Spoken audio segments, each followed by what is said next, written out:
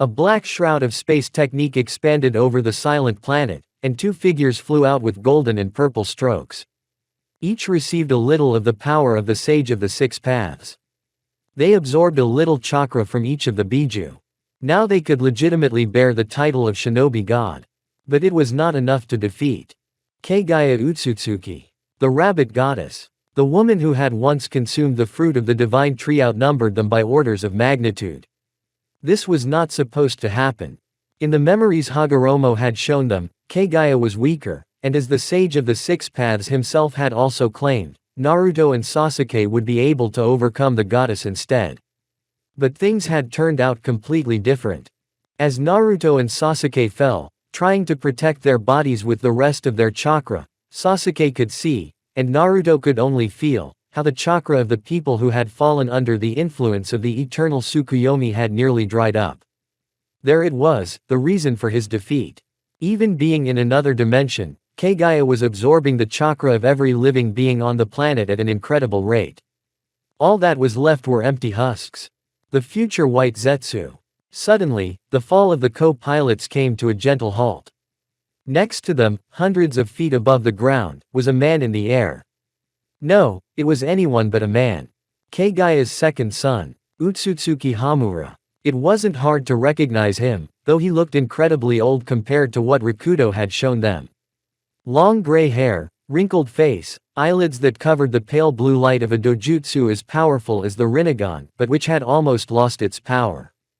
Suddenly, the blue glow from Utsutsuki's eyes intensified, and the gray chakra flames that formed Hamura's robe engulfed Naruto and Sasuke. But as they tried to escape the flames, their companions crashed into a stone wall. "Don't worry," came the hoarse voice of an old man standing a few feet away from them, breathing heavily. "I have transported you to the moon. And I think we'd better get this over with." Hamura's voice grew tense and his gaze strayed from the white stone walls of the palace that had once been the home of the main family of the Utsutsuki clan of the moon. "We will walk from here. Follow me." "Stop, old man," Naruto shouted after Hamura. "What are you going to do? Do you have a plan to deal with Kaguya?"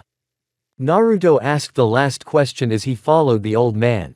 Sasuke left all conversation to his companion and walked in silence, processing the new information and trying to come up with a plan to deal with the bunny goddess.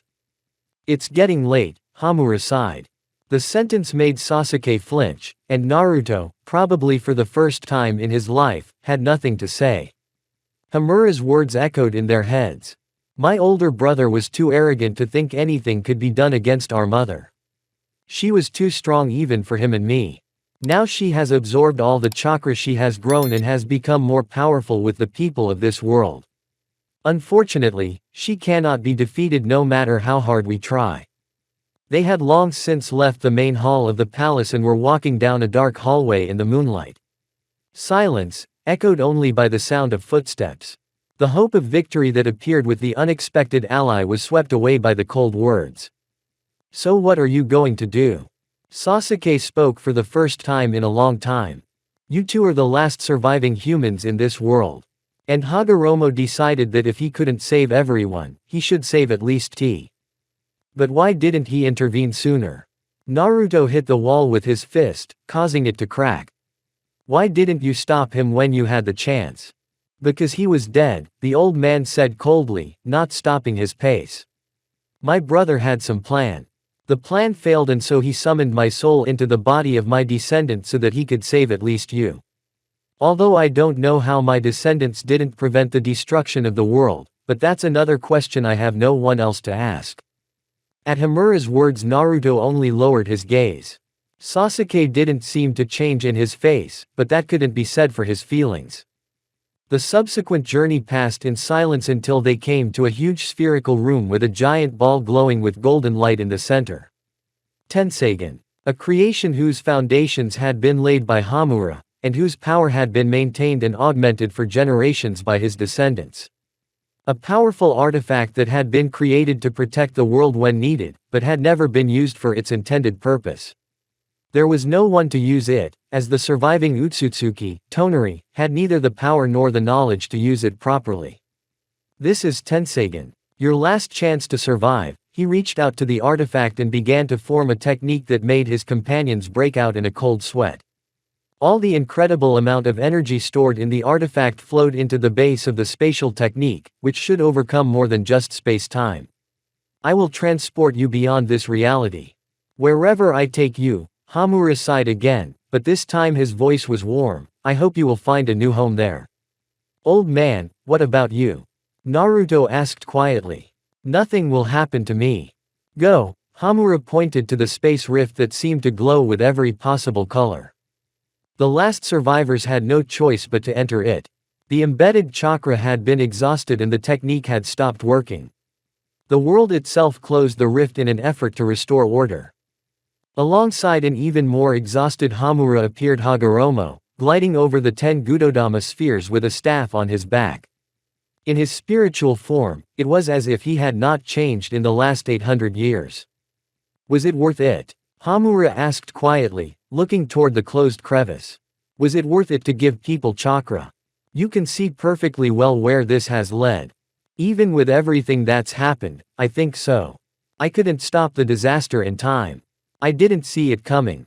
But I was only one step away from the world as I saw it. The sadness in Hagoromo's words affected Hamura as well. This was not what they had intended when they went against his mother. A black portal with difficulty began to form right in front of the siblings who remained here to meet their mother again, but no longer for battle. The battle was meaningless. Traitors. The cold gaze of the Byakugan looked resentfully at the siblings, her children who had imprisoned her for many hundreds of years. The brothers met their mother's gaze firmly. The gaze of someone who had long since gone mad from the power she had received.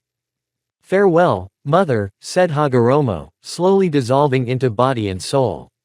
Stay alone in the cursed world you created. Along with that, as if in confirmation of his brother's words, Hamura's body also crumbled into dust, leaving only the only living being on this planet alone. Chapter 1. As soon as the co-commanders entered the portal they felt an irresistible force grasp them and pull them into the unknown. They were in a space between worlds that would dissolve anything within its boundaries. Both body and soul. Naruto and Sasuke had previously had to protect themselves from burning up in the atmosphere of the planet they were falling into at tremendous speeds for humans. It had been a great effort for the shinobi exhausted from fighting the goddess back then. But it was nothing compared to what they had to cover themselves now with chakra. Fighting against the power of the interworld, the co-commanders had to give up all the chakra they had. All in the deafening silence of the interworld.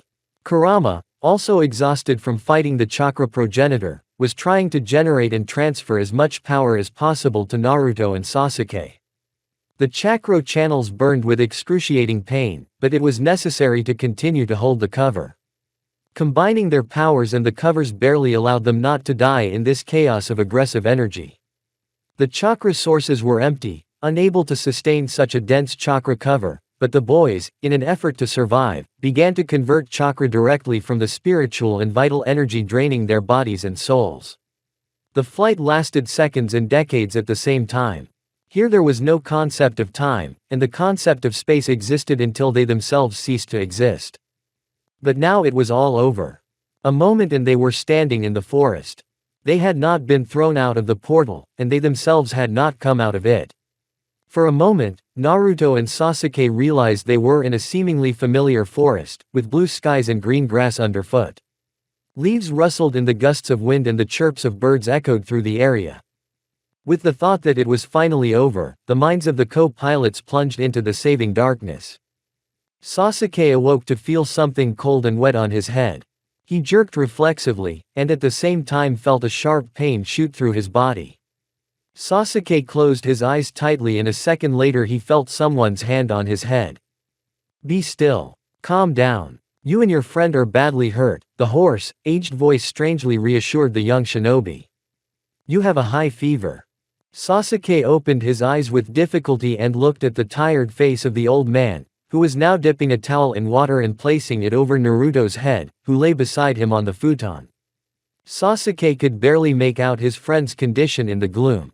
The room was illuminated only by the cold moonlight and a couple of candles that would soon be extinguished. I found you in the forest outside the village. I brought you home with me, the old man began to say, catching the question in the red-haired man's gaze. He poured clean water from a pitcher into a bowl and brought it to Sasuke's lips. Here, drink it. With every sip of water, the slightest movement of his muscles was painful, but the Uchiha ignored it as best he could, trying to get rid of the thirst and the sickening feeling of dryness in his throat as soon as possible. Where are we? Sasuke asked in a tired voice, struggling to get the words out. We are in a small village on the border of the countries of fire and wind. In an instant, the Uchiha's war-weary mind settled on the key words. Country of fire and wind. Many questions flashed through his mind, engendered by the old man's words. Shock, and a faint hope that Sasuke was quick to push away. It could have just been a coincidence. You're a shinobi from Konoha, aren't you? The simple question, more of a statement, caused the suppressed flame of hope to rekindle with renewed vigor. Sasuke only nodded weakly at the old man's question, completely forgetting the pain. Now there was a man sitting on the ground in front of him, a living man. And he was asking him about something that could only be known in the Uchiha home world. So they hadn't lost yet. So they could still save someone. But wait. Hamura had transported them to a different reality. The technique didn't work. No way. But then how? What about the war? Sasuke asked, barely moving his lips, hoping the older man's answer would help him somehow. You must be delirious. The last war ended about 15 years ago. And the new one, judging by the news from the city, won't be coming soon. You don't know about the fourth war. Impossible. Unlike the first three, even civilians knew about the start of the fourth before the fighting began. But if this old man really doesn't know. But a war that would end when Sasuke himself was only 2 years old. Such a thing he did not remember. Yes. It was a terrible time, the old man whispered to himself, remembering the past. The Fire Nation had been hit hard in the Third War. Thanks to Konoha, at least our village had survived. The Third War. The Third Shinobi War ended only 15 years ago. Not 18. So the Fourth War has not yet begun. How is it possible? Tiredness took its toll and Sasuke's mind drifted back to sleep. 2 days later, Sasuke was feeling better, and was able to question the old man who had taken them in, as carefully and thoroughly as he could. Yuto, the old man who had taken them in, had found him and Naruto lying unconscious in the forest a week ago. According to him, at the time he thought he and Naruto might not survive, but he still did his best to keep the boys away from the pure world. Once upon a time, the shinobi of Konoha had saved the village of Yuta from destruction and, as a token of Konoha's gratitude, he had decided to help Sasuke and Naruto. The place where the technology had taken them bore an uncanny resemblance to their home world. It was like an exact replica. From this, Sasuke even held the theory that they might have traveled not to a different reality, but to the past. But to be sure of that, he would have to visit Konoha. Naruto's condition was initially better than Sasuke's, but he never really woke up. And the reason for that could be not only the physical wounds, but also Uzumaki's spiritual wounds. Sasuke had already lost everything once. That made it easier for him to bear everyone's death. And the facts revealed gave him a faint hope. But Naruto is different. He has bonded with an incredible number of people. And he made them all a promise that he would stop the war. That he would not let his friends die. And with the death of his loved ones, with the breaking of that promise he had made, not only did his ninja ways die. A part of Naruto himself could die. Uzumaki did not wake up until 24 hours later. He was lying on the futon staring blankly at the ceiling. And Sasuke, perhaps for the first time, could really feel his friend's feelings. It was exactly how the Uchiha himself had become since the destruction of the clan. And now, more than ever, Sasuke wanted to help his friend. The elder Yuto left them alone, so that Sasuke could tell Uzumaki everything he had learned and share his thoughts without secrets. Naruto, the blonde, didn't react to the words, but Sasuke knew he would be heard. I questioned the old man. It seems to me that we are now in a world that resembles like two peas in a pod to ours. Sasuke quietly related what Yuto had told him, watching as Uzumaki's blank stare became meaningful. Can we be in the past? Naruto asked in a whisper with a slight hope in his voice. Sasuke couldn't answer his question with certainty, but if this world was exactly the same as his home world, he would completely replicate it. Then Sasuke would confirm with certainty that they were in the past, even if they weren't. After all, the pain Naruto is feeling now. The pain that Sasuke himself once endured. Despite his words, he never wished such a fate for anyone. And whether his consent alone will alleviate his friend's suffering in the future. It is too early to say now. We still lack information. We must go to Konoha. Naruto's words kindled a fire in his soul. The flame of life glowed in his eyes again. Weak, but a flame that would allow him to carry on. I feel crippled. I understand. Naruto and Sasuke were 100 meters away from the village they were sheltered in. Standing a short distance from each other, they were creating techniques of varying difficulty, from D rank to S rank, and the results were abysmal. Control had to be learned from scratch, and Naruto would never be able to create a Rasen Shuriken with the addition of Biju Chakra. Sasuke's situation is the same. Rakudo is with him, with control. The chakra source itself has been weakened. The damage to the chakra circulation system is no big deal. It had been 2 weeks since Naruto's awakening. Their bodies, not counting the chakra circulation system, are completely healthy. Except they were literally no weaker than before the transition. Control and chakra reserves are low. Biju Chakra, which had been given to Naruto first and shared with Sasuke to increase his chances of winning the battle, had been depleted and could not be restored. The chakra of the 6 paths was also expended in defense against the destructive energy of the interworld, causing even Sasuke's Rinnegan to be deactivated before the Mangekyo. It was only possible to enter Sennin mode after standing still, as if Naruto had only had it yesterday. Those who had only recently reached the level of gods in terms of strength now felt restricted on all sides. Of course, it wasn't as bad as it might seem. If you were a mere shinobi. Yes, the strength available was enough to take on cage-level shinobi. Naruto could even fight pain in his state. But fighting did not mean winning. For them, cage strength was a level that Naruto and Sasuke had surpassed, and it looked like they would be sticking with it for a long time. But the most important thing for Naruto was revealed only after a long meditation. Kurama will not wake up, said Naruto dejectedly, returning from the inner world, from where he had just come down. Kurama was lying on the stone floor. He looked like a skeleton, covered with skin and hair. The chakra in him could barely be felt. Yes, not only Naruto and Sasuke, but also the Biju himself, had worked their skins off during the flight between worlds. And here were the consequences. I think, Sasuke began, after a brief silence. He might wake up after a while. Biju's body is different from ours, so it's possible he'll recover, just like you and me, but at a much slower pace. But it was too early to tell. Naruto could only hope that his friend would wake up someday. He had already lost everything he had, and he didn't want to lose any more loved ones, of which there were already 2. What do we do now, Sasuke? For some reason, he just wanted to trust his friend on this occasion. After all, before leaving Konoha, Sasuke had been the captain of his team, and his ideas had often yielded positive results. And to develop a plan of action on his own. Naruto now preferred to simply go with the flow. We could leave in the morning. I figured out where we were and worked out a route. It's less than a day's ride to Konoha if we go by horseback, but…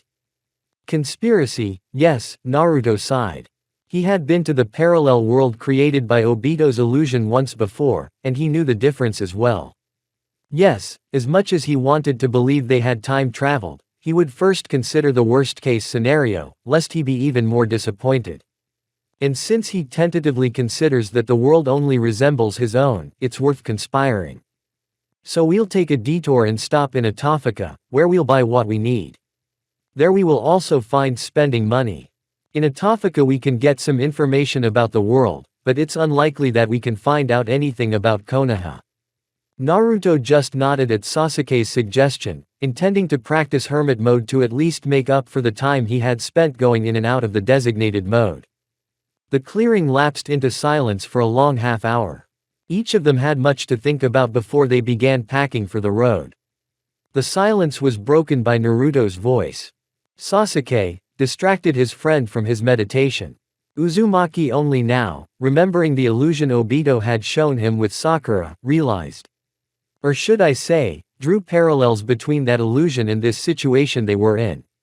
Therefore, Naruto simply had to warn his friend about what he might see in Konoha. If we're not in the past, then you should be prepared for the fact that we will meet members of your clan. The trip to Atofika was quick enough for them to enter the city on foot. They had to change their clothes, which had been ruined, and old Yuto again helped them by lending them some old but decent kimonos and a pair of wooden sandals. It was a good idea to wear the sandals that only shinobi wore. Naruto kept his chakra hidden by absorbing some natural energy, just enough to blend in with nature, but he couldn't go into hermit mode either. The fact that his control had fallen, when he entered the mode, his pupils changed to toad-like shape and an orange pigment appeared on his eyelids. The latter was still manageable, but the altered pupil would draw attention to his personality. Sasuke found it easier to hide his chakra. It was something he had learned from Orochimaru for a long time and his reserve was not as large as Naruto's, making it easier to conceal. One could go ahead and use shinobi techniques to disguise themselves here, but the henge did not save them from the experienced gaze of a jonin. They needed something to cover the marks on Naruto's cheeks. It's too distinctive a feature to be recognizable in Konoha. It would also be a good idea to get some contact lenses to hide the color of his eyes. It would be enough to keep Sasuke from being recognized as an Uchiha. Naruto's bright blue eyes also draw too much attention in the shinobi world, so he shouldn't flash them either. The money was obtained by the simplest method ever used by Naruto's godfather. Or something like that. A group of gangster-looking guys easily gave in to provocation. Under threats they took the fellows to the alley and, of course, there they stayed to recover from the wounds, but without purses. Most of the money they spent on costumes, contact lenses were expensive. But now the Uchiha's green eyes were shining. There wasn't enough money for Naruto's contact lenses, but at least the stripes on Uzumaki's cheeks were covered. Of course, in Konoha they could still see his resemblance to Minato or the local version of Naruto, but in 16 years of living in Konoha no one had drawn a parallel between the fourth and Naruto, and without the markings Naruto looked completely different. The next morning, the companions were already approaching Konoha. The loophole Orochimaru was using was only a short distance away. I think we should start at the cemetery. Naruto calmly began to formulate a plan of action. That was a good sign. Naruto had been quiet most of the time and had only spoken a couple of times since he had awakened, relying more on Sasuke for all his decisions. He wasn't smiling, melancholy. His voice quiet, bored. As the Uchiha noticed, Naruto's behavior was similar to Kakashi's. If any of his long-dead acquaintances aren't there, at least we'll be ready to meet them. Wait, Sasuke stopped his companion. Before we cross the barrier, we should create clones. Why? Naruto's look expressed a slight interest. If we have to separate, we can only make discreet signals in case of trouble, Sasuke continued, already creating a shadow clone. When the first one dispels the technique, the second one's clone will transmit this information to the original. After the signal, the second one will leave the village without causing a fuss and wait for the first one at the Atofika hotel. Naruto agreed to the plan, only he created not one but two clones. One of them would collect natural energy just in case. The wall built around Konoha was overcome quite easily without a sudden encounter with the patrols. Naruto once again remembered that all sorts of people flocked to Konoha as if it was their home. But this time it was for their own benefit. Next, the companions had to cross abandoned fields. Naruto had to use a lot of mental energy to increase the radius of his senses, or rather what was left of them. The distance to the cemetery was not inconsiderable. The hidden villages are called towns, but each one has the size of a city and a population no smaller. And most of the village territory is under the control of shinobi and civilians, which is what Naruto and Sasuke were trying to pass under. As they approached the center of the village, they were able to relax. The chirping of 1,000 birds could be heard a few hundred meters away. Kakashi's peak technique was the Chidori. The sound made his companions tense up and speed up. There were only 2 people who had used this technique in Naruto's memory. And neither of them were to be found. At least not now and not under these circumstances.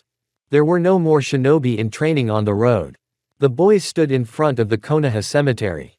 They needed to gather their thoughts before they started looking for familiar names carved into the cold stones. For Sasuke, it meant bringing back memories of the clan that had been carved, and for Naruto, memories of an unfulfilled promise.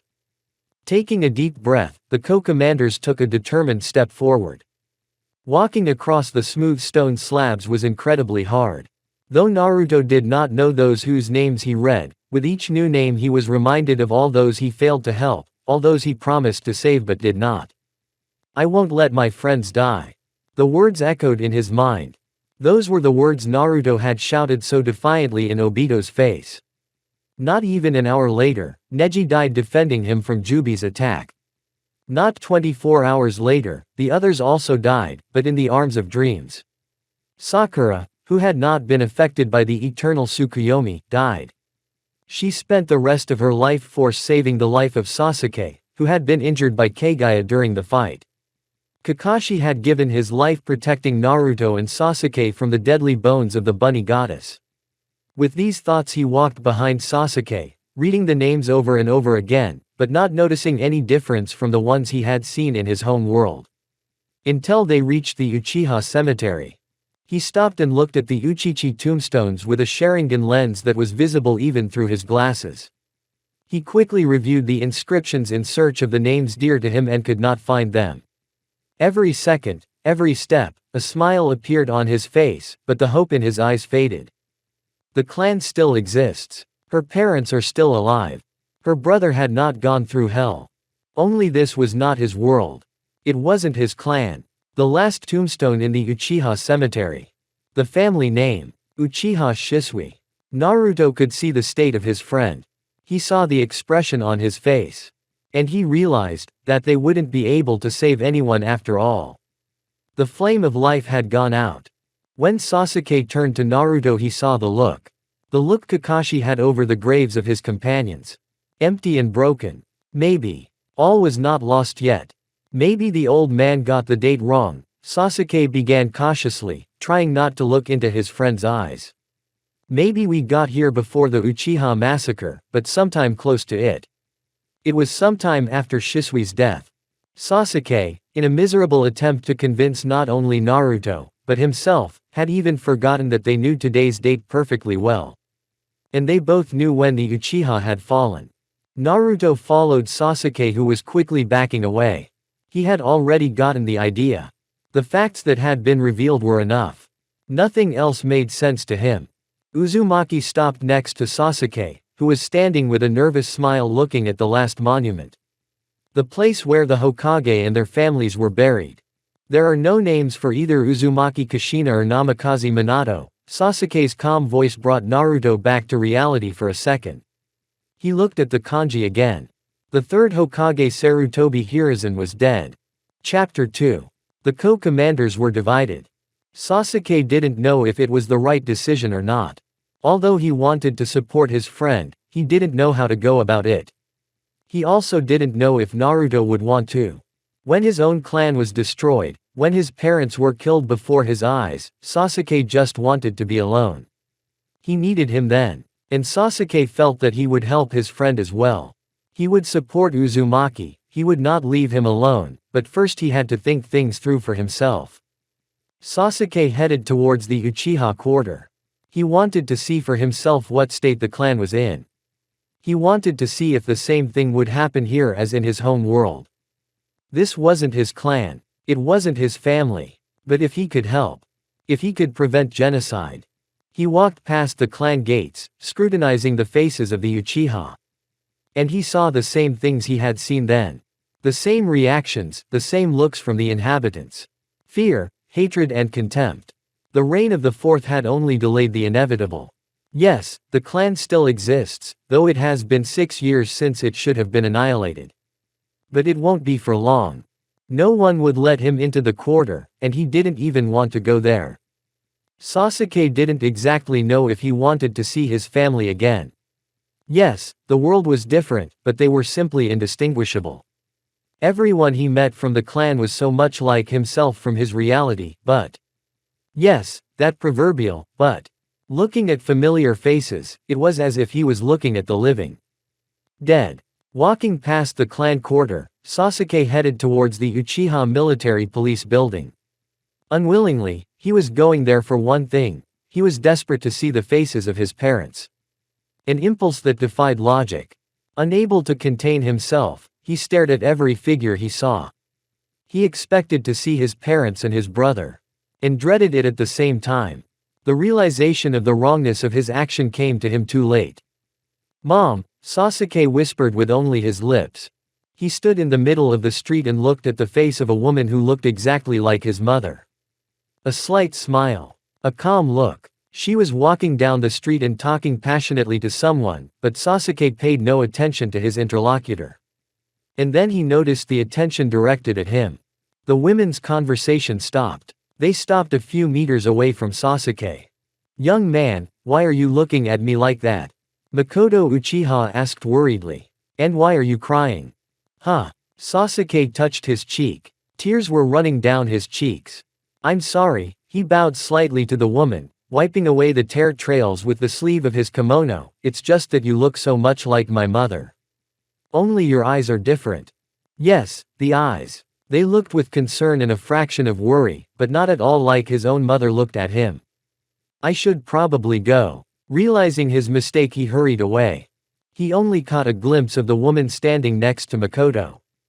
Exactly as Naruto had described her. Kushina Uzumaki. Sasuke only caught a glimpse of the scarlet-haired woman's weakness, the only difference from his friend's story. Now Sasuke, like Naruto, needed to think. So he made his way to the all-too-familiar dock of the small lake where he had once greeted the sunsets 6 years ago. Naruto walked through the crowded streets of the village. He stared at his feet, unable to look at the faces of those he could not protect. He thought back to the illusion Obito had trapped him in. It had been easier for him then. When he had met his parents, he knew they were only an illusion created by the power of the Sharingan. But now he was not in Genjutsu. They were living people. And that only made it worse. Moments of his life with his friends flashed through his mind. Iruka-sensei, Kakashi-sensei, grandmother Tsunade, Sakura. A multitude of faces and names popped into his head and dragged him into the background, into the darkness of despair. But something inside Naruto was trying to fight back. It was trying to wrench itself from the clutches of hopelessness. But all attempts at resistance were swept away by a new wave of memories. Nagato, who believed that Naruto could bring peace between the nations. Jiraiya-sensei, whose expectations he had failed to fulfill. He should have died there. Along with his home world. In that pathetic attempt to fight back. But he's alive. But what for? He's a stranger here. Everyone he cared about is dead. What is the meaning of his life now? But then there's Sasuke. Does Sasuke himself want to live in this world? Doesn't he think his existence is meaningless? Naruto's feet took him to one of the places that mattered to him. Whenever he was sad, he always came here. Ichiraku Ramen. Whenever he came here, he got his fill of happiness and peace of mind. For as long as he could remember, all his grudges and sorrows were often eaten with ramen. Would a bowl of hot ramen make him feel better? Hello, he sat down at the table, one serving of ramen with meat. Coming right up, replied the cheerful voice of old Kyuki. First time at our place. Huh. Yes, that's right. That was the end of the conversation. Sitting in a high chair, Naruto felt something roll from the back of his kimono, which he wasn't used to wearing, to the side. Konoha's protector. Naruto pulled out the bracelet once handed to him by Iruka. In the reflection of the worn metal he could see a conversation held some time ago with the first person who recognized him as something other than a fox demon. One day I will become Hokage and surpass all those before me. And then the entire village will recognize my power. How naive. By the way, sensei.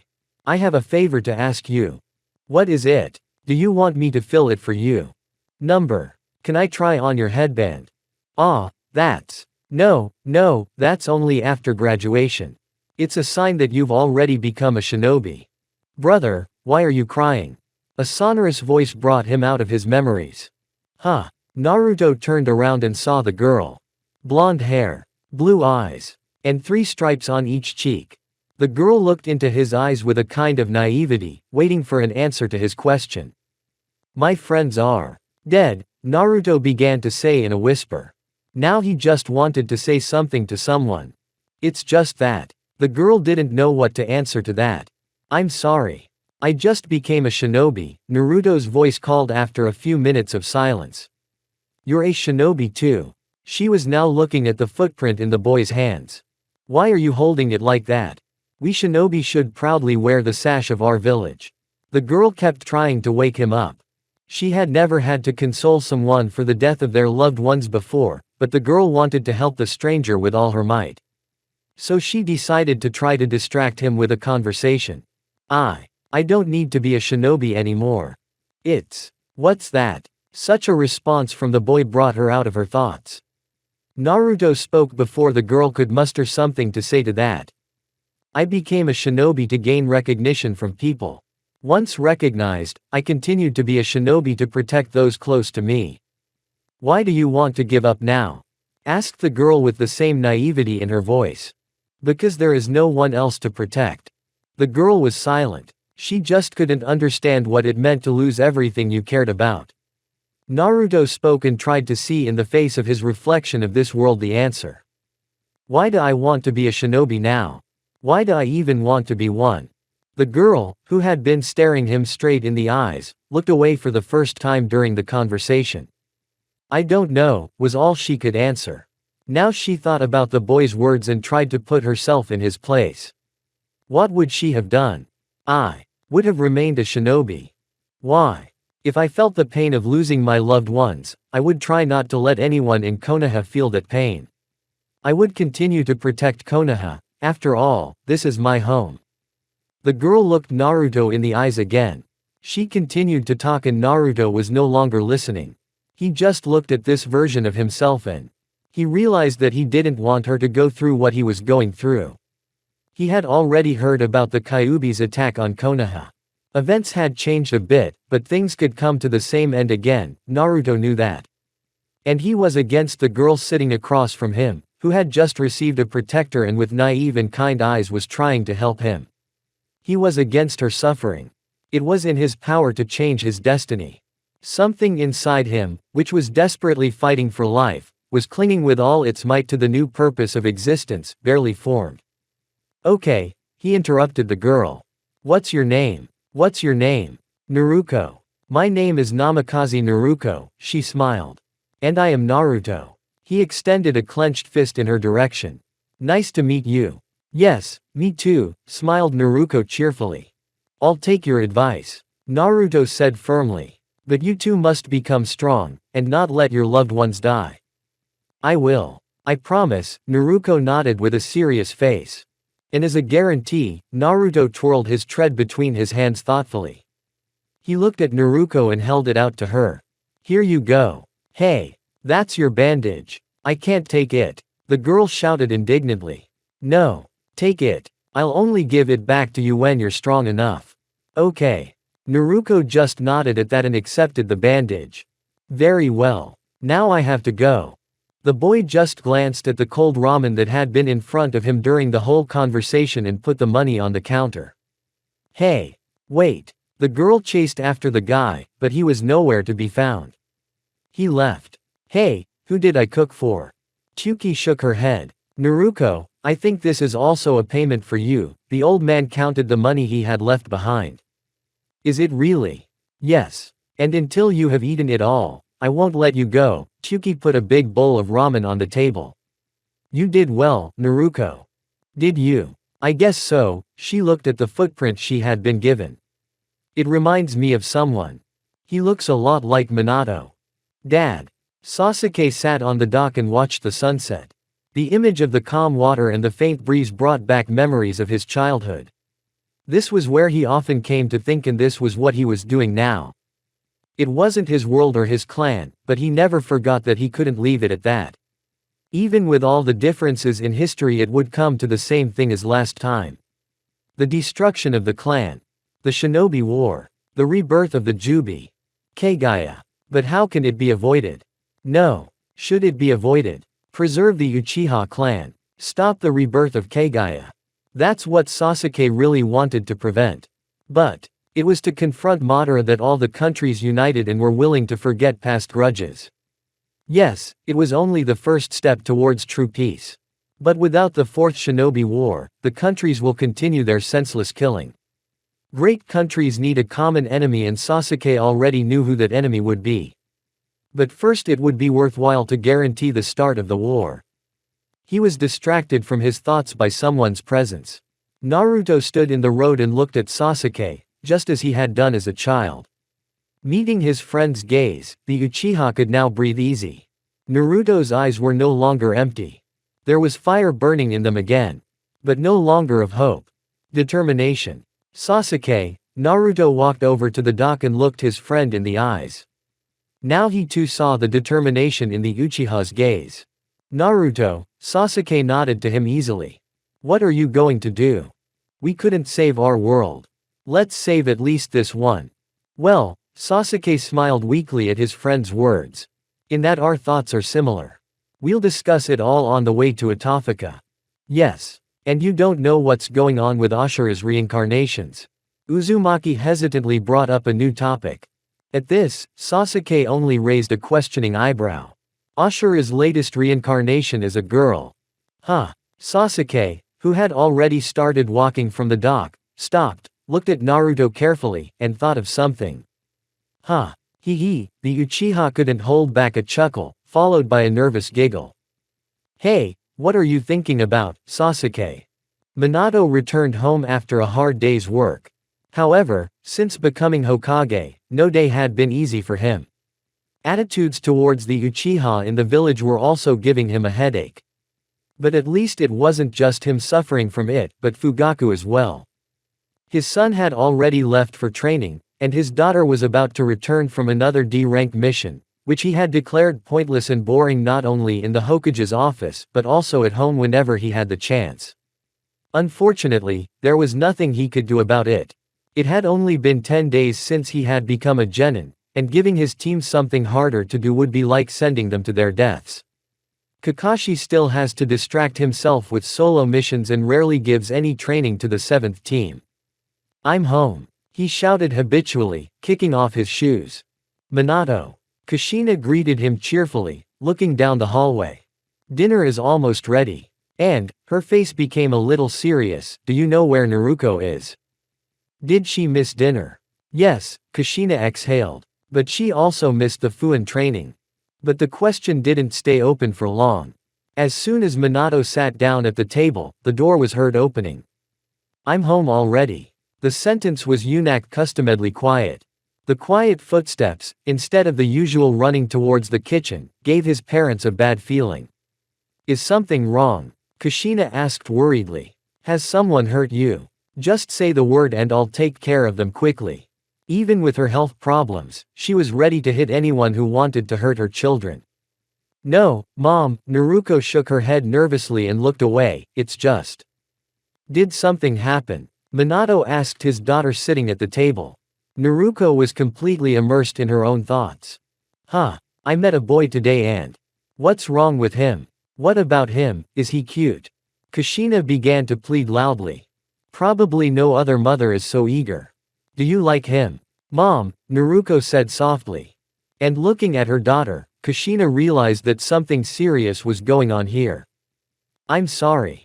Anyway, I saw him on Ichiraku and, the girl took a second or two to choose her words, he had a look. Like Kakashi sensei's when he comes to the cemetery. Only worse.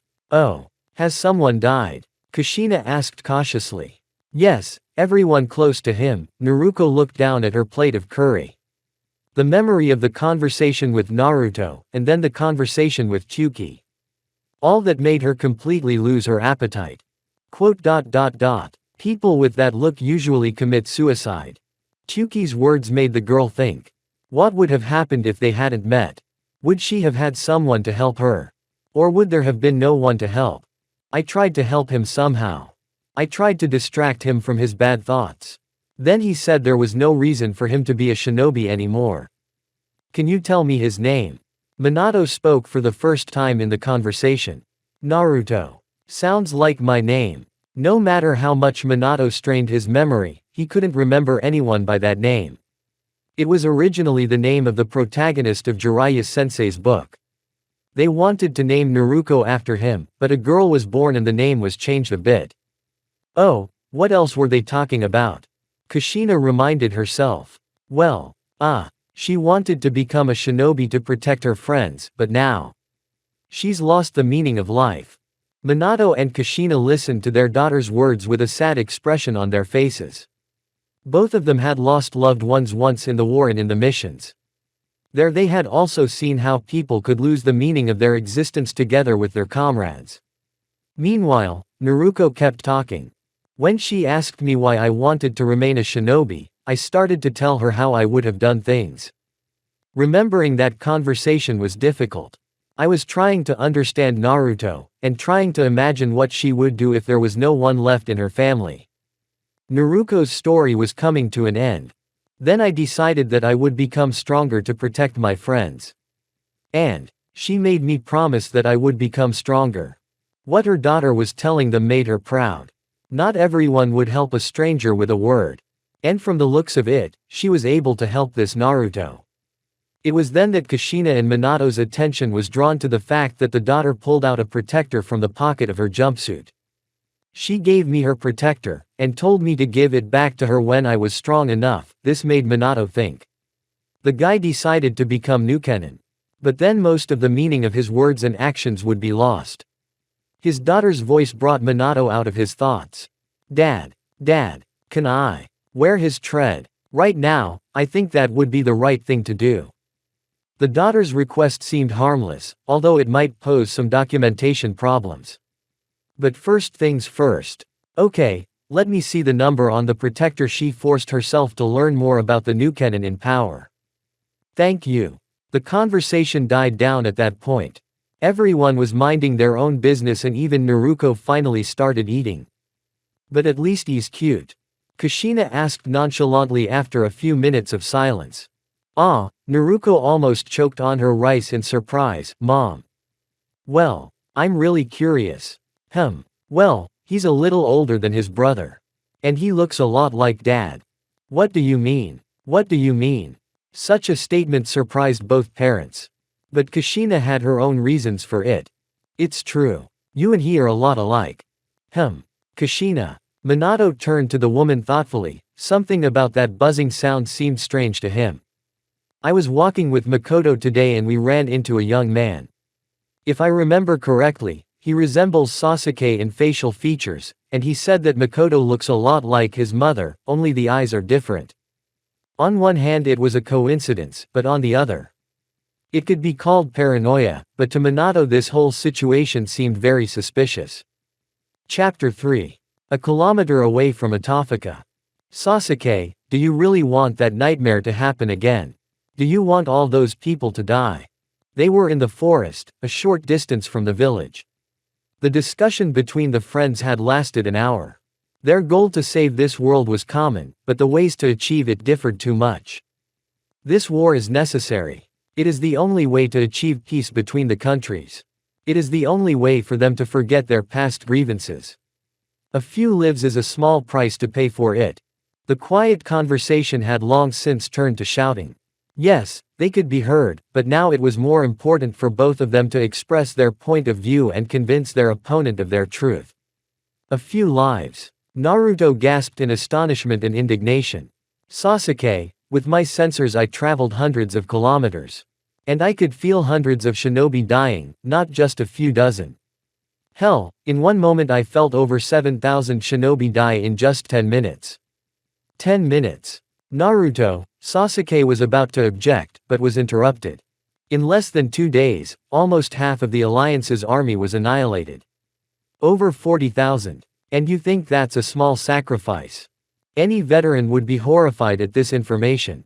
No war has ever seen such casualties. Wars have been fought for years, unlike 2 days in the Fourth War. Only we already know all the events and the opponents. Sasuke interrupted his friend, who was catching his breath for a new peroration. "We know almost exactly when, where and how the necessary events took place," the Uchiha switched to a calm speech. "We can easily minimize losses. You and I will have our reflections of this world engage the enemy in full view of everyone, and we will make the confrontation claim as few lives as possible, but make it look so terrible that the countries will be forced to unite." There was silence for a few seconds. Naruto could answer nothing. "Understand," Sasuke sighed, "if we change history too much, we won't be able to save those we care about. Everything will be predictable to the point that we won't even have to do much. It will be enough to give this or that person a little more information about the enemy." "You just seem to have forgotten that this world is different from ours," said Uzumaki with venom in his voice. "So we'll start by gathering information." All the arguments of the Uchiha seemed logical. And Naruto understood it. Just the possibility of allowing so many deaths, even knowing that you can save them. Naruto himself didn't know how to stop the dispute between the villages, so now, he was forced to agree. "Agreed. All right. We'll do it your way," Naruto sighed irritably, and without giving Sasuke anything to say, he continued. "But if I see things get out of hand, I'll do it my way." Sasuke just nodded, looking into his friend's eyes. "So what's our plan of action now?" asked Naruto as he headed towards the city. He didn't feel like spending the night on the ground. "You're the one who led the Nukenin. You know more than I do." Sasuke approached his comrade and began to reason, remembering all his renegade ways. "First, we need shelter. We can't go from hall to hall all the time. We need a place to rest and train. I suggest near that small village." "No. It will be easy to spot," Sasuke said flatly. "We need a deserted place near the water. Only without Doden techniques, creating a shelter will be much more difficult." After the encounter with Rakudo, the boys were already predisposed to all the elements, but they didn't know the techniques for them. Sasuke could memorize techniques with his Sharingan, but he didn't need them and had only studied them from a tactical standpoint, not to use them. Naruto's arsenal, on the other hand, only retained the stone wall, which thousands of shinobi had learned in a short time during the war, but it was hardly useful for their purposes. "But that can wait," Sasuke cut off the thought of a future base. "We can stay temporarily in one of the clan's hideouts. What we really need to work on is information. And I know who will give it to us." "And who is it?" Only a high-ranking shinobi could provide them with the information they needed, but Naruto didn't know anyone who was willing to spy for them. "Itachi." A short answer that put everything in perspective. Sasuke wasn't just looking for an informant, but someone who would tell them about this world in detail. And the only one who would help them by keeping everything a secret was Sasuke's own brother. The only thing is, how are you going to convince him to help us? Genjutsu. Same short answer as the previous one. One would think that Sasuke is going to subdue Itachi, but that's not the case at all. He would show him what he himself had experienced. And Sasuke knew that Itachi would accept it. And he was especially sure of it after Tobirama's words. No one can love more than the Uchiha. Agreed. Konoha, let's say there is one, what about the others? At Naruto's words, Sasuke had to think. Not only did they need information about Konoha. To keep everything under control, they would also need connections in the other major villages. Truth be told, Sasuke could only find a solution in Kiri. The informant in Kiri could be Zabuza. Why would he decide to help us? You'll see for yourself, but... Here Sasuke again plunged back into his thoughts. For everything to come to the scenario known to him and Naruto, it was necessary for their reflexes in this world to be strong enough and at least pass approximately the same path. Zabuza, on the other hand, was an important step for them to grow up and become shinobi. What would the Sevenths do if he didn't accept that mission? Who would replace the Nukenin of the Blood Mist? But it's complicated. We'll think about it later. The plan took them all night, and they didn't get on the road to Konoha until around noon. That's what lack of planning means. Running between Konoha and Atafika, wasting time on nothing. During this very trip, an important thought that Sasuke had left for later came to his mind. Naruto, no one must know that we are not from this world, their otherworldly origins are information that the Black Zetsu must never obtain, otherwise their whole plan will go down the drain if the Zetsu become too cautious. That's why we have to get rid of their protector. Sasuke realized that the protector of Konoha was very important to Naruto, but in his situation, it was the only thing that would point directly at him, aside from Naruto and Sasuke's resemblance to the local reincarnations, and half of the 9 tails inside Naruto. Why are you looking away? Naruto, answer by looking me in the eyes, where is the footprint? Well, said Sasuke with a long-forgotten feeling of irritation he felt at his partner's actions over and over again. Anyway, I've given him away. At that moment, Sasuke nearly fell out of the tree, only miraculously keeping his pace. Who? Why? Why on earth? I gave it to Naruto, Naruto interrupted his friend's angry rant. Hey, so this is your version of this world, did I get that right? Sasuke sighed sadly, rubbing his tired eyes through his glasses. Yep, it sounded like nothing happened from Uzumaki. Shit. Hey, why is that? You really don't get it, do you? Sasuke sighed wearily at his friend's antics. She's the Hokage's daughter. And she's obviously not stupid and would certainly check out the footprint of such an interesting shinobi. Now remind me, where did you get your footprint from? Well, Iruka once gave me his. Naruto slowly began to realize the situation. They now had 2 identical Iruka footprints, congratulations. Half a minute running in complete silence and… Shit. Brother, are you going to practice? I'm coming with you. Sasuke's shout made Itachi turn around. He was overcome with a pang of nostalgia. As a boy and as a genin, Sasuke demanded his older brother's attention. And just like in the past, Sasuke's request for training had only been answered with a punch to the forehead. Sorry, Sasuke, another time. Behind a slight smile, Itachi hid the thoughts that had kept him awake since Shisui's death. Itachi wanted some privacy and to decide for himself how he should proceed. He disappeared into the Shunshin faster than Sasuke could say anything. Itachi was heading to the training ground where he and Shisui had once trained during a relatively quiet time, when the situation in the clan itself was not so heated. Since the attack of the 9 Tails 13 years earlier, attitudes towards the Uchiha clan had changed. Many people knew that the Kyuubi was controlled by the Sharingan, so although Minato and Fugaku had tried to resolve the conflict, the clan was still viewed with suspicion because the culprit had not been found. Investigation revealed that only those who had awakened the Mangekyo Sharingan could subdue Kolas, and the only ones in the clan at the time were Shisui and Fugaku. So this was an Uchiha Nukenin. Only this information did not improve the situation. The clan was beginning to be feared.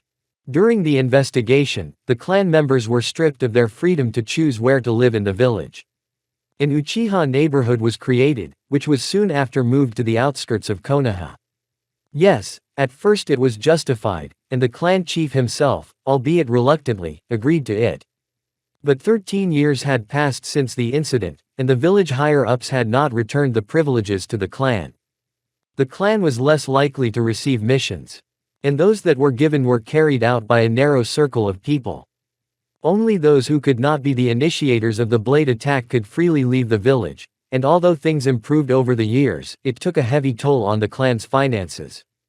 And the biggest problem is that all these decisions are made by the elders, who have the support of the majority of the council, and even the fourth cannot always influence him. The clan members themselves made matters worse. Members of the military police, irritated by the village's attitude, could be arrested for any trifle.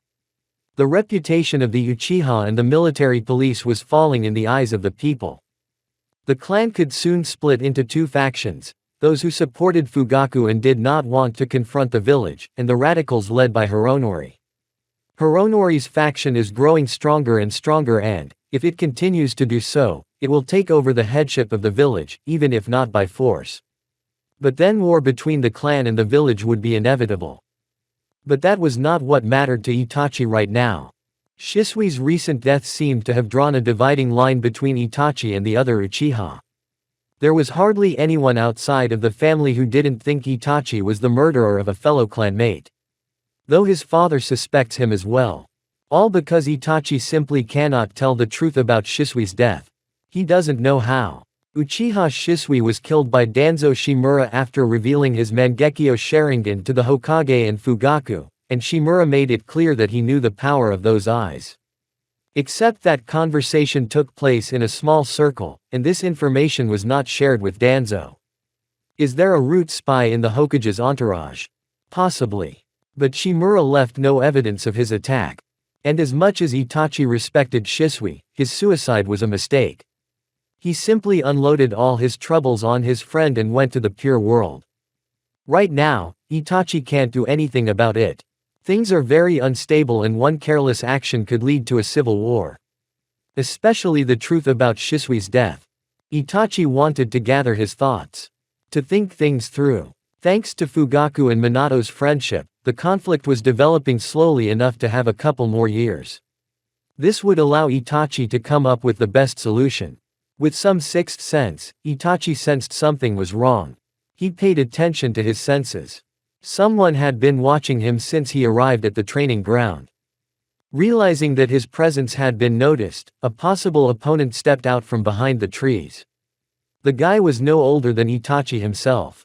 When he saw the stranger's face, he couldn't believe his eyes. He looked so much like his little brother, as if they were related. Before Itachi could do anything, the man in front of him spoke. Itachi Uchiha, we need to talk. Who are you? Itachi, despite the stranger's relaxed attitude, braced himself for a fight. My name is Uchiha Sasuke. The name by which the stranger introduced himself raised many questions in Itachi. Or only the names similar? But the outward features are also similar. Is he trying to be tricked? How can one make sense of it all? I'm from another world. The man who introduced himself as Sasuke realized from the look on Itachi's face that he wasn't being believed and closed his eyes for a second. The sky was dyed red. What, Genjutsu, how? Itachi took a second to appreciate the change in his surroundings and, when he looked back at the stranger, he saw in his eyes a scarlet six-pointed star over a black iris. Mangekyo Sharingan. Only now could Itachi appreciate just how powerful the opponent before him was. He urgently needed to break out of the illusion. Only another Mangekyo Sharingan user could dispel the genjutsu of the Mangekyo Sharingan. But before Itachi could apply chakra to his eyes, the image before him changed. It's just like 7 years ago. What the genius of the Uchiha clan saw confused him. A scene that completely replicated the conversation between him and Sasuke.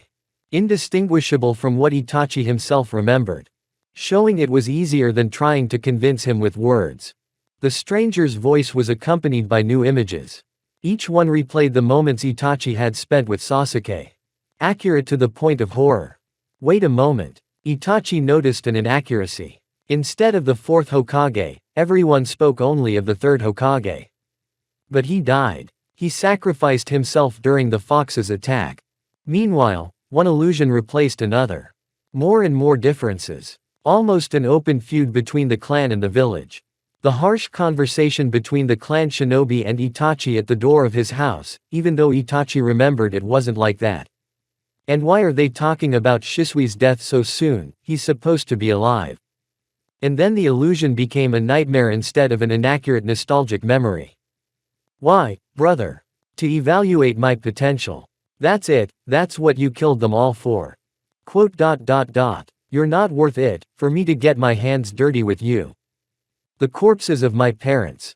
But not only them. All the Uchiha were killed by his hands. Then he met his brother again. But years later, Sasuke was the same age he is now. His younger brother's attempt to kill the one who caused him so much pain. Another encounter, and Sasuke looking like the man who immersed him in genjutsu. The final battle of the brothers. Death. And then, words of truth. The truth of how the clan was destroyed. First from the lips of Itachi himself. Reborn. And then from the same technique of the reborn Hiruzen. Why did you show me all this? The genjutsu woven from memories dissipated. The sky returned to its usual blue color. That was the way things were in my world. And the worst case scenario for yours. Now I see you believe me. Sasuke found it hard to speak now. A genjutsu of that level, to slow down time inside an illusion, Must consume a lot of chakra and put the eyes under great strain. Yes, Itachi calmed the emotions running wild from what he had seen.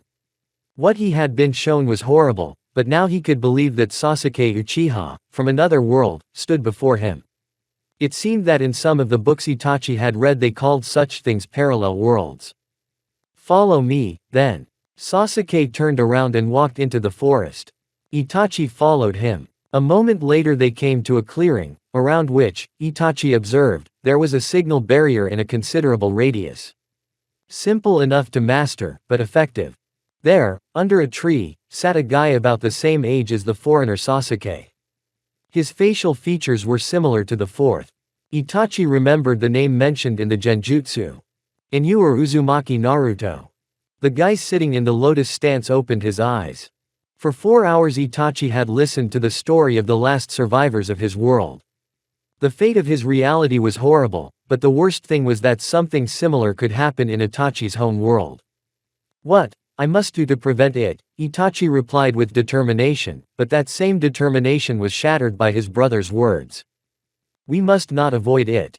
But why? Had his brother gone mad after what had happened? What Sasuke means, Uzumaki interjected, his face expressing distaste, is that we must not avoid war, but avoid unnecessary casualties. That war united the countries and with its initiation made it possible to break the cycle of hatred, which would otherwise be impossible to eliminate. The splitting of the clan and the rebirth of the ancestor chakra is what really cannot be allowed.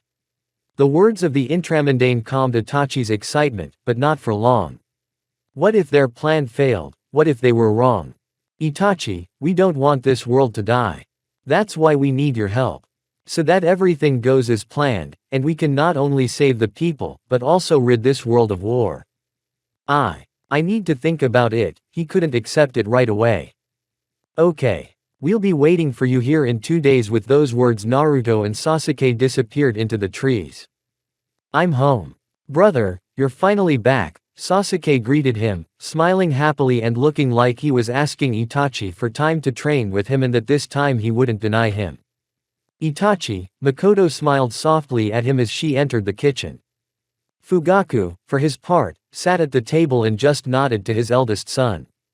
Sitting at the table and looking at his family, Itachi remembered a recent conversation. He had been honest with him. He did not hide the truth. He shared his story and his plans. And now Itachi thought of his brother's request. Yes, though they were from different worlds, he still saw those memories shown to him and found no reason to treat him differently. From this world, or another, he would still be his little brother. Itachi was willing to cooperate with him, but he did not want war.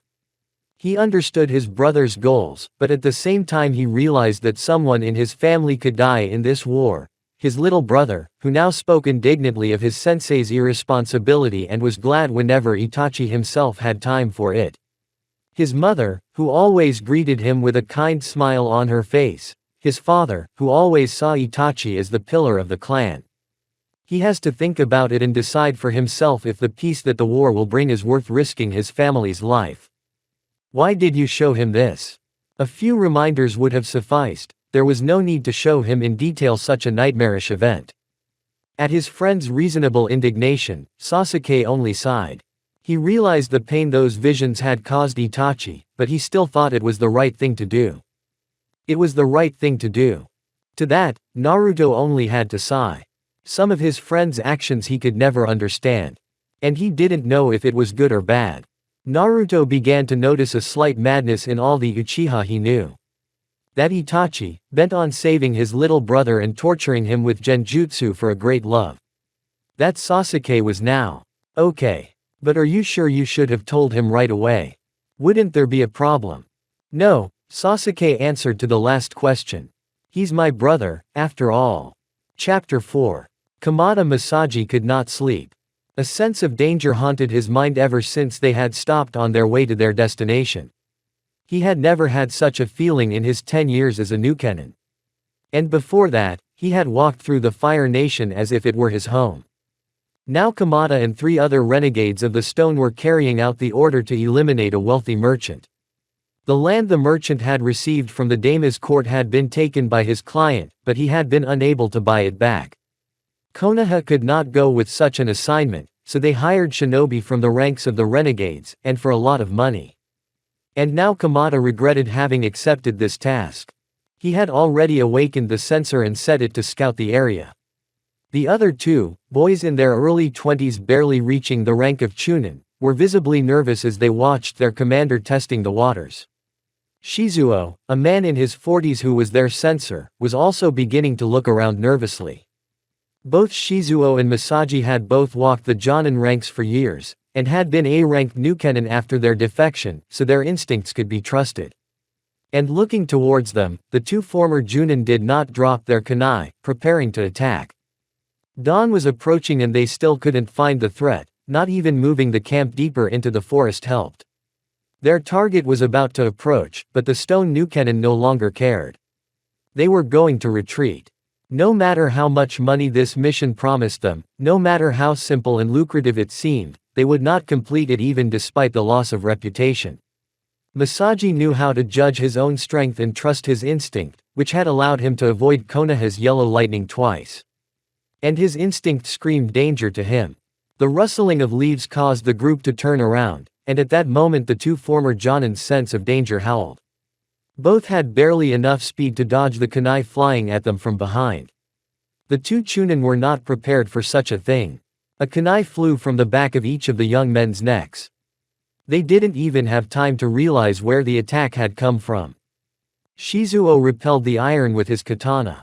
Masaji erected a stone wall and immediately after began to fold the seals for the stone shovel technique, but he didn't have time to complete the technique when he heard the scraping of metal coming from Shizuo's side. The sensor was being attacked by a shinobi wearing a faceless mask and was clearly superior to Shizuo in speed.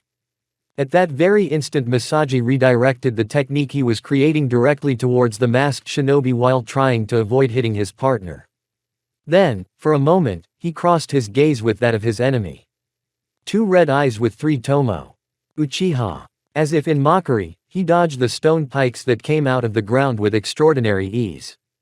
Shizuo took advantage of his comrade's cover and tried to retreat, but Uchiha's kunai reached him before he could. There was no time to worry about his comrade's death. Kamada began to fold a new series of seals, but no sooner had he channeled his chakra than he was struck in the neck by something sharp. Another shinobi was nearby. Before he died, Masaji only caught a glimpse of Kitsune's mask. The lives of 4 Nukenin were cut short in less than 10 seconds. 2 remained in the clearing next to the corpses. What took them so long? Asked a shinobi with a faceless mask and black flames on the left side of his face staring into his left eye. You could have taken care of it yourself, replied the shinobi in the kitsune mask, which looked like a theater mask but was similar to the Anbu masks of Konoha in its simplicity. Do you get anything for swordsmanship? Sasuke pulled out a black book and flipped through it, pausing to read. Shizuo Hideki, A-ranked Nukenin of the Hidden Stone. Bounty on his head, 900,000 ryo. A small sum for a rank A. And his commander, Masaji, was paid much more, 3 million. The dialogue stopped there. Naruto didn't like killing. He had nothing against killing them, but many of his enemies were not as horrible as they first seemed. Many of them had changed and had become friends with Naruto himself. This was making the killings start to unsettle Naruto. Now they had to take care of the corpses, sealing them in scrolls, and return with the client. During their stay in Katsuyama City, Hiroshi Sato approached them with a request for an escort. It turned out that he had been informed of an impending attack. Hiroshi thought his escort was not enough, but he could not send the order to Konoha. It would take too much time, which Hiroshi did not want to waste waiting. The boys wondered how a simple merchant had gotten into the black market, but they agreed to be escorted. The more such acquaintances would be useful to them in the future. The black market was similar to a shinobi village. Orders for arrangements, escorts, espionage. Come to the hidden village or the black market, because both are basically assassin organizations, except that the hidden villages are subordinate to the daima, and the market is self-sufficient. The black market is as influential as the shinobi villages. Although it seems to be a threat to the hidden villages, they all tolerate its existence for some kind of profit. The black market had a whole network of exchange points that braided all the countries. They could be located in cities or in a roadside outhouse, the latter location sometimes made eyes twitch. Naruto and Sasuke were now heading to one such place. A small drinking establishment on the outskirts of town looked unremarkable. Rotten boards in places, a ramshackle sign. The building was hard to distinguish from an old peasant's house, as poor as it looked. It's not worth mentioning that this place was not very popular. They were recognized from the entrance and led to a door behind the counter, where the office of the head of the exchange point was hidden, most of which was occupied by a wide table piled with scrolls. The boss was an old man in his 50s, bald and with a straggly trimmed beard. He sketched a welcoming smile and, without further ado, led the two shinobi through a secret passageway to the morgue. He considered Naruto and Sasuke favorable enough not to grumble at their arrival and give them the most lucrative missions. They did their work cleanly, didn't clash with customers, and didn't have to pick up the corpses of the new Kenin they brought back torn to pieces, something few free shinobi could boast. The reputation of the black market was slowly growing thanks to them. There were 3 others with the target, said Sasuke as he unsealed the corpses. This one is Shizuo Hideki, and there's nothing in the bingo book about the other 2. So, let's see, he began to look at the rack of scrolls on the far wall. He opened one, reread it a couple of times, glancing occasionally at the dead man's face. They'll give 200,000 for this one, but for the other one. No, nothing, he said, rummaging through the pile of scrolls some more. The old man opened a niche in the wall, took out some wooden boxes, took a pile of ryo out of one and transferred it to another box, which he handed to the masked men. There are 4,100,000 exactly. Good, said Sasuke, hiding the box under his cloak.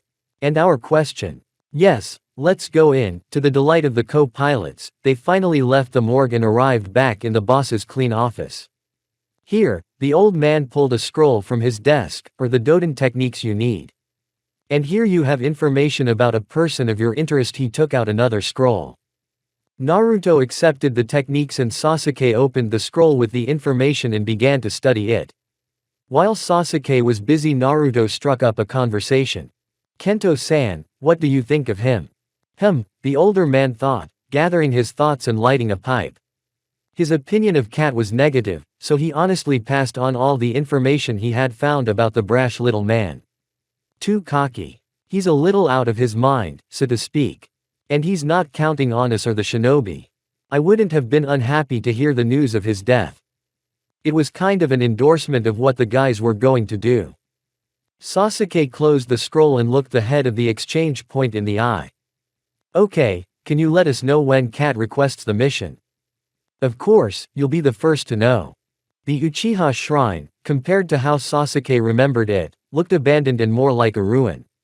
Apparently, in his home world, Itachi had been at work rebuilding the walls and cleaning up the place. It was the same thing his companions had been doing for the past month and a half. As a base, this place was perfect. Large spaces for training, generously built dwellings in almost all of the hideout, wells, remoteness from other settlements. There were many advantages, but there was also a major drawback. The Uchiha hideout was known to many people.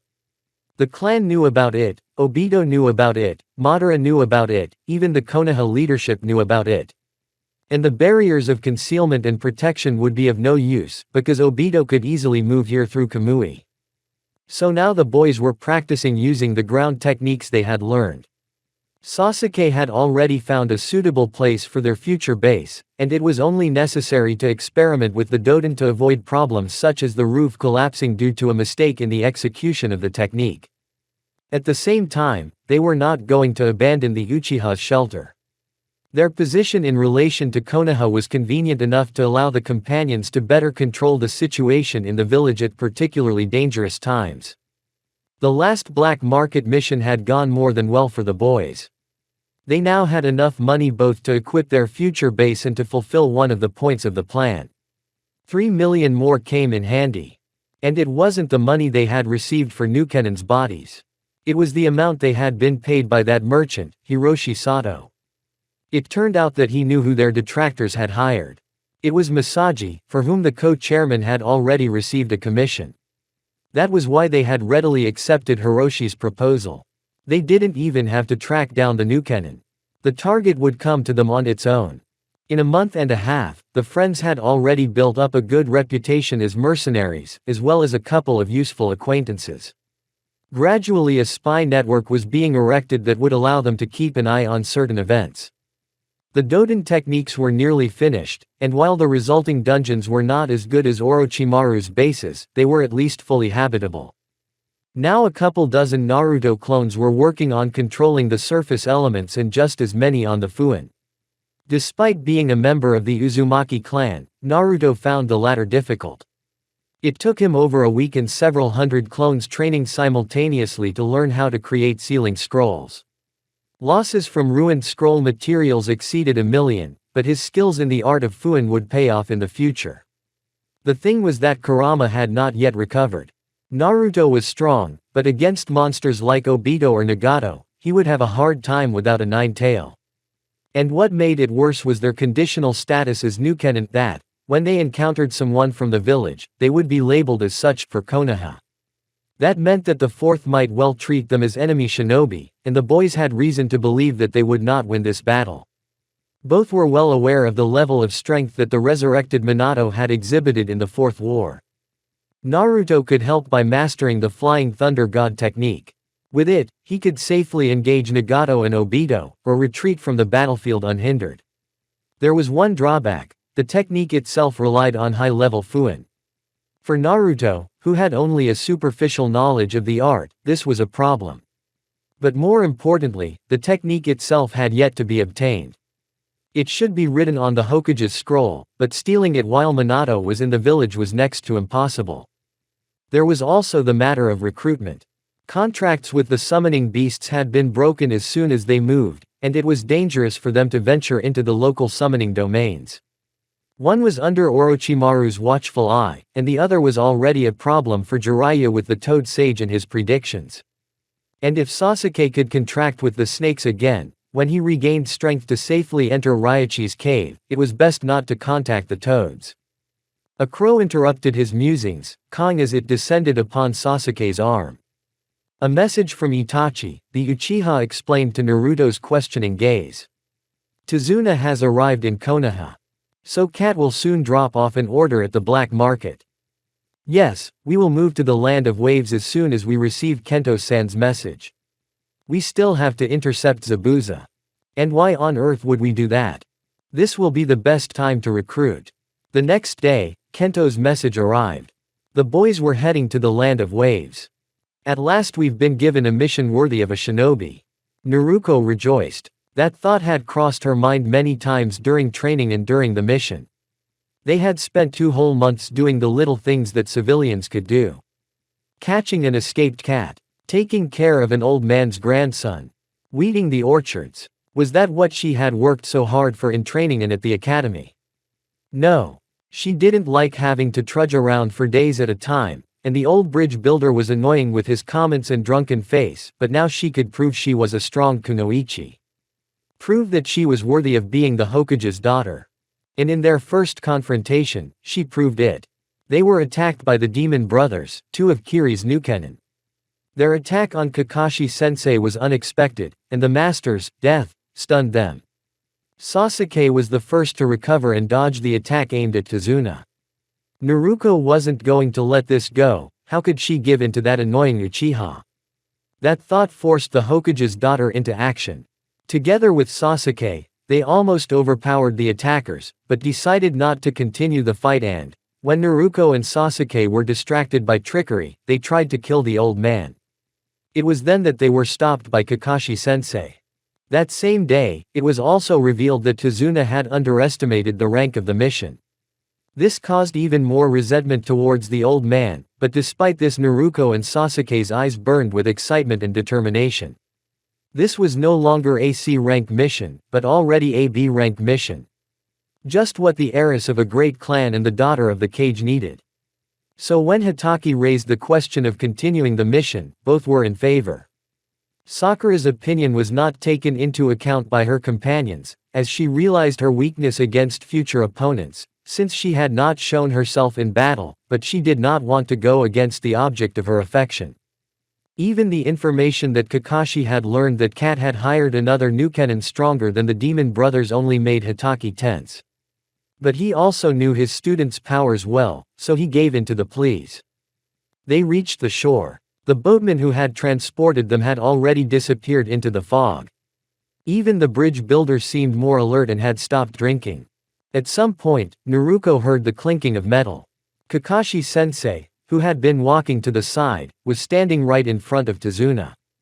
The kunai that the sensei had knocked down were stuck in the ground nearby. Naruto looked back in the direction where the attack had supposedly come from.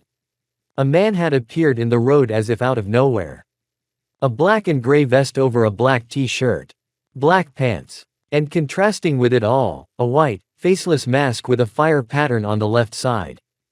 The genin were in shock, especially Naruto and Sasuke. In their first serious fight, they had reacted late to the attack, but they could clearly see their opponent's movement and how their opponents were approaching Sensei to kill him. Right now, they couldn't even finally notice the attack, it had all happened too fast for them. Their employer didn't even notice, standing there with his mouth open. Kakashi, for his part, was tense. So far, he was the only one who knew the danger this enemy could pose to them. He had already read reports about this man. No name. No past. None of that was known about him in Konoha, but he was aware of his considerable power. And of the Sharingan that now stared at Hitaki's defensive posture. 2 weeks earlier, Momochi Zabuza was on his way to meet a client. Rumor had it that he was a bastard, and that he often broke the rules of the black market. Zabuza came to assume that he would refuse to pay him, and then the hidden fog demon would kill him without consequence, taking not only the money from the mission, but also all the resources of Gato's company. Then the resources would be more than enough. A couple more missions and we can return to the mist. The rebellion against the fourth Mizukage is underway there, and Zabuza himself will have no problem putting himself in charge of this revolution. And with the money he had earned, it would be much easier. Next to him was Haku, the last member of the Yuki clan. The boy had already learned what Zabuza had taught him and was as strong and skilled as Anbu of the Mist. A great tool and, at the same time, a lure for the other members of Kiri's clan. Many of them, seeing that Zabuza had been followed by a member of the Yuki clan, would be much more willing to join him. He was distracted from his thoughts about the revolution by the appearance of two figures. Black robes and masks familiar in close circles. Having a remote idea of their power and reputation, Momochi tensed, ready to attack. His mind was slowly building tactics to confront the masked ones. But, from the looks of it, they had no intention of attacking. Momochi Zabuza, said Kitsune with exaggerated cheerfulness, holding out his arms. We would like to talk to you. The faceless masked shinobi, nicknamed Kagutsuchi, merely looked at the Nukenin of the hidden mist with a cold, scarlet-eyed stare. What was that about? Zabuza asked, gripping the hilt of the decapitator tighter. Not here, let's back up a bit. Kagutsuchi moved first and into the forest. Kitsune also followed him. It was clear that they expected Momochi to go with them. And the worst thing was that Zabuza couldn't just attack them. Even if he bore the name Bloody Mist Demon, he was not so reckless as to provoke those two into battle without a plan or any certainty of victory. Unless they wanted to kill him themselves. Zabuza motioned for Haku to move slightly behind him and followed Kitsune himself, keeping between them a distance as long as Decapitator. They walked like this for about 200 meters until Zabuza began to notice the Fuin seals scattered generously around. Trap. That was exactly what went through his mind. Paranoia would not allow him a double interpretation of his situation and he slowly adjusted his thoughts to suit himself. Why would someone like them want to lead me into a trap? Did they want to make the fight as easy as possible? Am I that dangerous to them? On one hand, the thoughts were genuine nonsense, but the Blood Mist Shinobi's paranoia was more convincing and he was already whispering to Zabuza the options for his and Haku's death. But right now he was in an advantageous position. So he thought. A seemingly sudden attack. Incredibly fast for a sword of that weight, the blow was about to hollow Kitsune out. Time seems to slow down. Zabuza sees that his target doesn't even try to dodge, as if willing to accept death. His mind is already thinking of the next move already against Kagutsuchi. But the plan was not to be realized.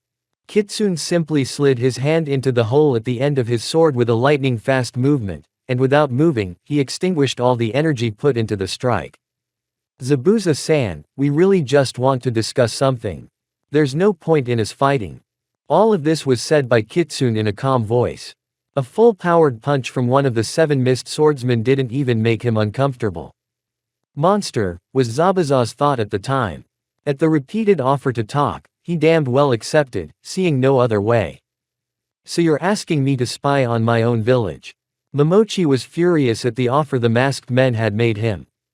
They were willing to give him money to help rid Mist of the maniac Yagura and his entourage. It was enough that he had agreed, at their behest, to place himself under Terumi Mei and not aspire to the position of Kage. And he would have agreed if it weren't for the fact that he was being promoted. No, Zabuza, you are wrong, Kagutsuchi continued in a calm tone as he resumed the conversation. We don't need all the information about Niebla. We are not interested in even a small part of it. We just want data about the attacks on Kiri, and everything about the new cannon in your village. It's a small price to pay for what we offer. Everything they were saying sounded like nonsense. Why would they do that? What is their profit? Why are they willing to pay so much for a measly crumb of information that even Zabuza himself considered practically worthless? The masked men's proposal reeked of insanity. Without Zabuza. And yet he had accepted. Naruto had a strange feeling about this conversation. It seemed to him that Sasuke would demand more. Granted, he thought the Uchiha would make Momochi work for them with some twisted Uchiha genjutsu. For now, he's just a source of information for us.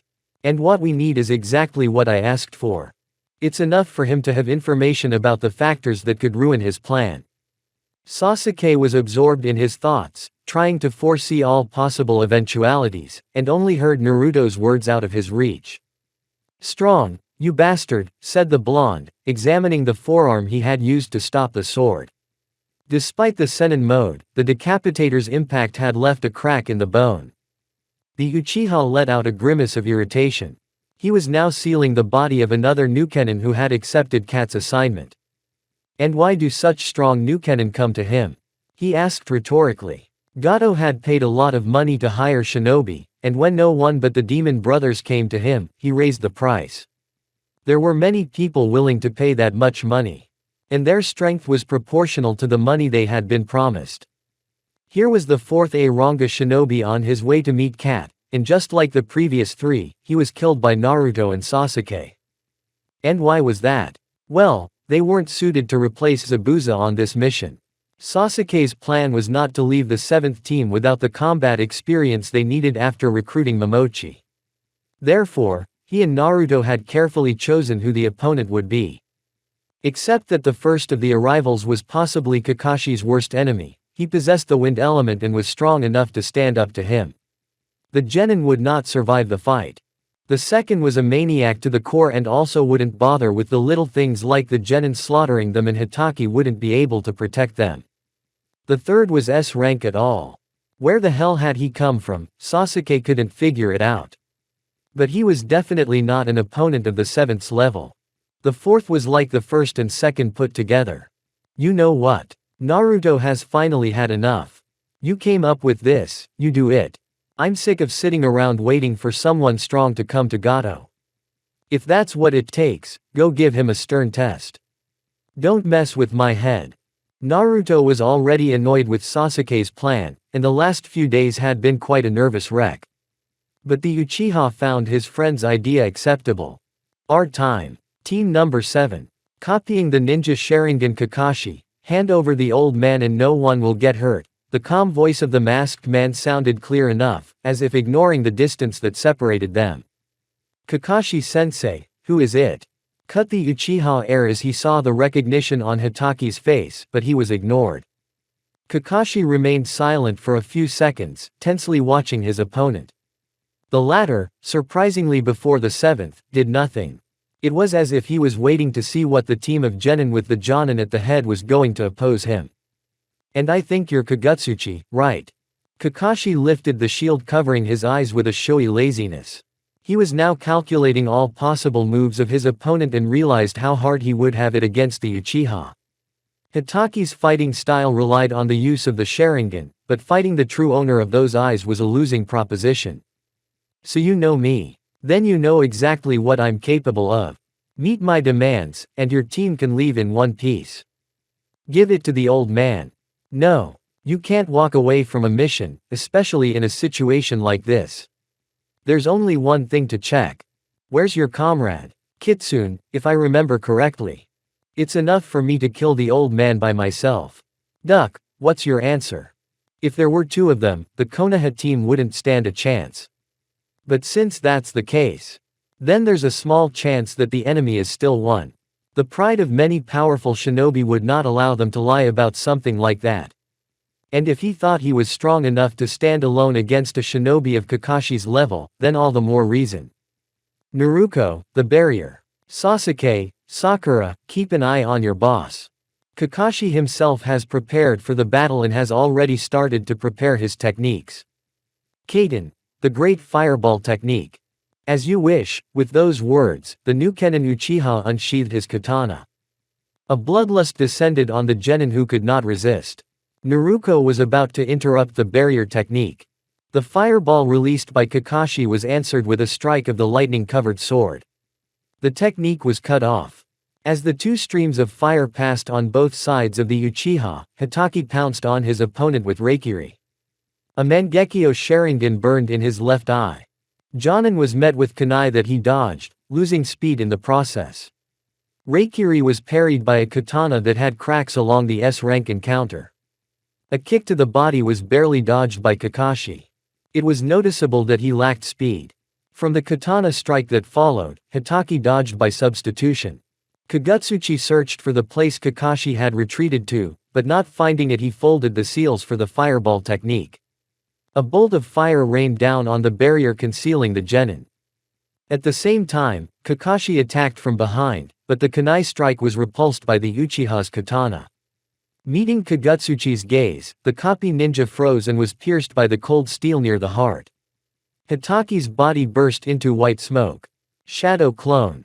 The Uchiha was about to provoke Kakashi again by attacking the barrier, but was distracted by a flash of chakra coming from the direction of the forest. From there, another fireball flew towards Kagutsuchi, and he was already being attacked from behind by the original Kakashi. His speed increased drastically, from the open inner door. The gate of beginnings. The battle was gaining momentum. The newly discovered genin could barely stand. Echoes of the enemy's bloodlust pressed down on them with terrifying force. Earlier, they had thought they had become true shinobi, strong enough to stand up to the enemy ninja. After the battle with the demon brothers, that thought had taken root in their heads. And it vanished completely the moment the masked Uchiha appeared. How could one even fight him? Sasuke stretched tensely. He had seen his brother's training, and Itachi had never shown anything like this. Right now he was watching the Sharingan awakened with a tomo and couldn't quite make out the movements. The Sharingan made time seem to slow down, and according to the stories of his clanmates, even a single tomo gave him an incredible advantage in battle, because it allowed him to see all of his opponent's actions. But Sensei and Kagutsuchi easily refuted this claim. Sasuke could only see the blurred silhouettes of the two shinobi. And what surprised him even more was the Sharingan in the new Kenin's eyes. The mere fact that the Uchiha had turned into a renegade hurt something in his soul. Naruto was already struggling to hold the barrier blade. She could only be glad that the Fuin had been created by her mother, otherwise the barrier would not have survived the first attack. He put all the chakra he had into the seal as long as the defense held. As long as another attack did not sweep them away. Sakura, for her part, only had to restrain the barely standing Tazuna. She was already aware of her weakness, but what she was seeing went further. The genin could do nothing in a real shinobi battle and just watched as the techniques clashed, as the two figures appearing in different parts of the battlefield converged and diverged in a deadly dance. Yesterday's academy students could only have faith in their sensei. After all, if he lost, they would not survive. The sensei's figure retreated into the water, but as soon as he had folded his seals, a senbon made of lightning flew in his direction. Kakashi screamed in pain as electric shocks ran through his entire body. After a few seconds, he collapsed and the sensei's body could no longer cling to the water. The masked Uchiha stood breathing heavily and watched as his opponent's body slowly sank. Believing himself to be the apparent victor in this struggle, he averted his gaze to the genin who stared in horror at the spot where their captain had submerged. Kagutsuchi walked slowly towards them. The genin were already in despair, but they had not yet given up.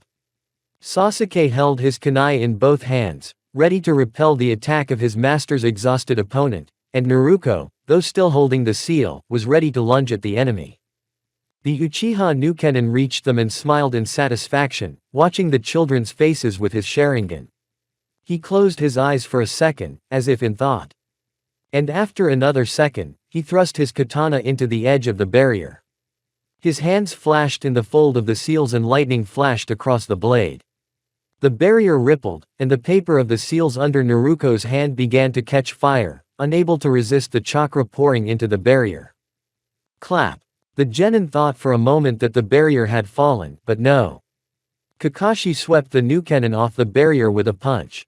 There was a kunai protruding from the shoulder of the Uchiha's flailing left arm. In the other hand, he held a broken sword with the tip still stuck in the ground. The second gate meant. The Uchiha looked coldly at the seemingly recovered strength of Kakashi, for whom the fight had just begun. I guess I overestimated my strength. With those words, the enemy disappeared into the Shunshin. The captain of the 7th team listened tensely to his surroundings for another 10 seconds and was finally able to relax. He took a step back. The master's words made the genin exhale. Sasuke dropped to his knees and took a shaky breath. His hands were immobilized and the kunai fell onto the grass that remained untouched inside the barrier. Naruto dropped the smoking seal and lay back on the grass, laughing nervously and muttering something to herself. Sakura was crying silently, sitting on her lap. The elder Tazuna took sip after sip from a bottle of sake with a blank stare, trying to drown his fear of being about to die in the alcohol. Kakashi, although he could barely stand after the door closed, could not faint and leave the team in such a state unsupervised. A moment's rest and we'll be on our way. We can't stop here for too long. The genin nodded wearily at the master's words. We underestimated Kakashi.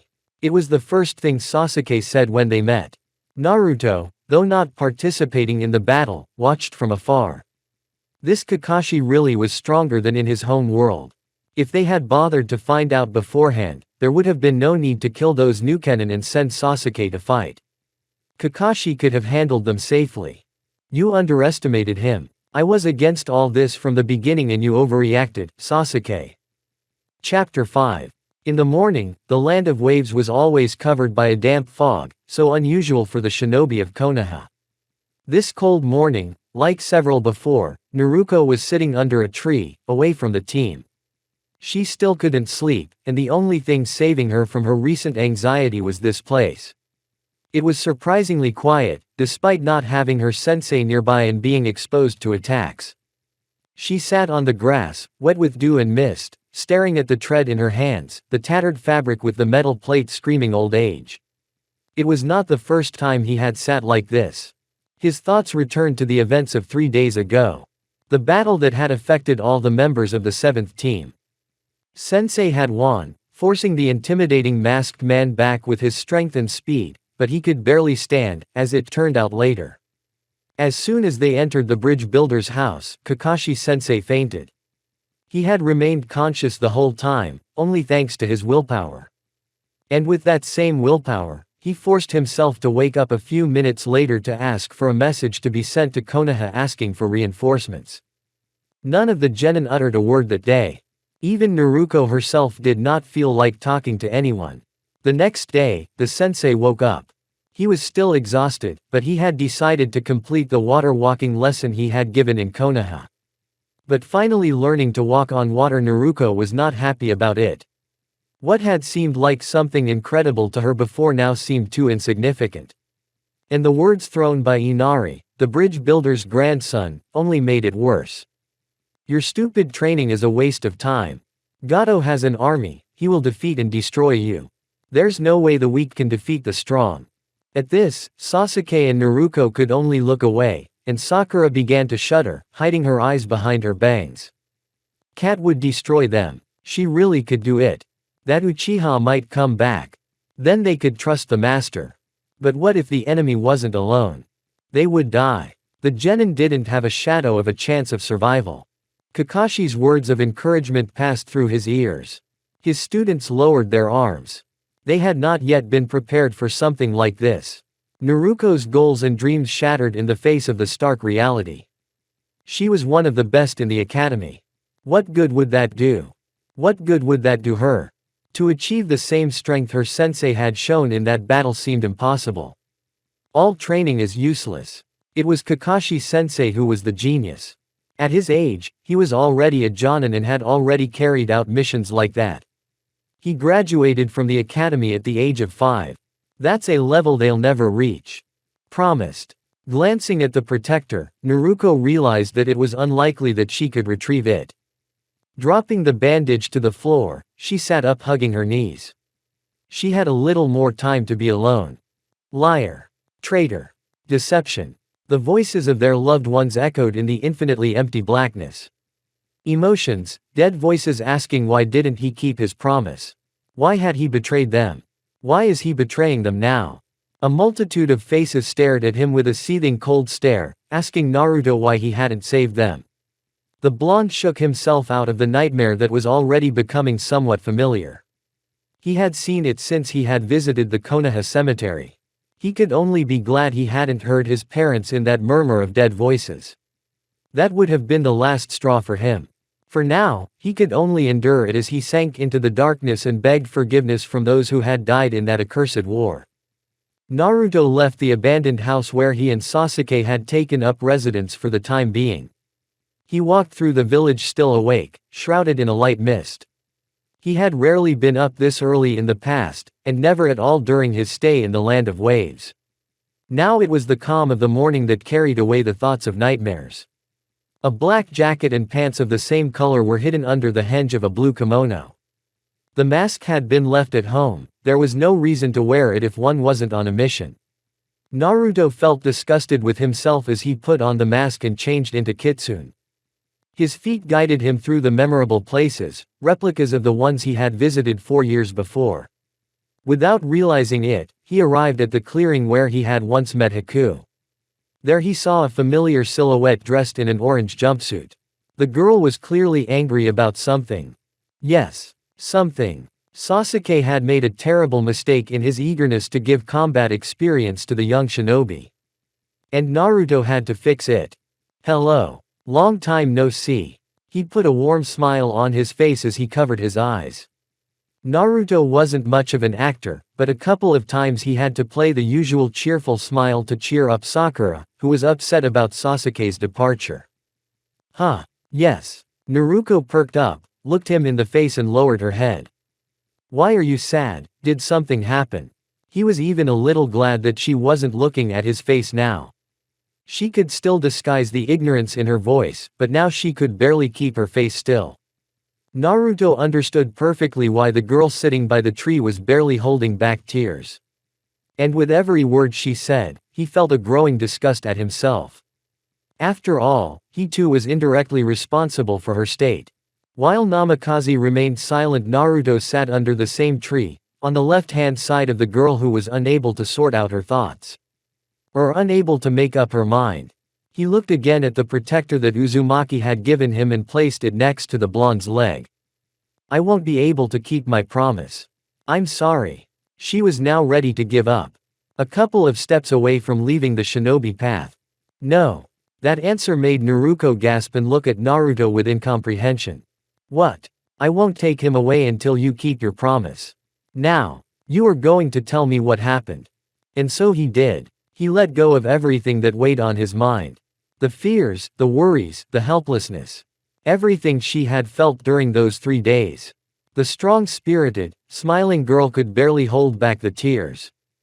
I will never be so strong. It is simply impossible. How many other shinobi are there in the world like this?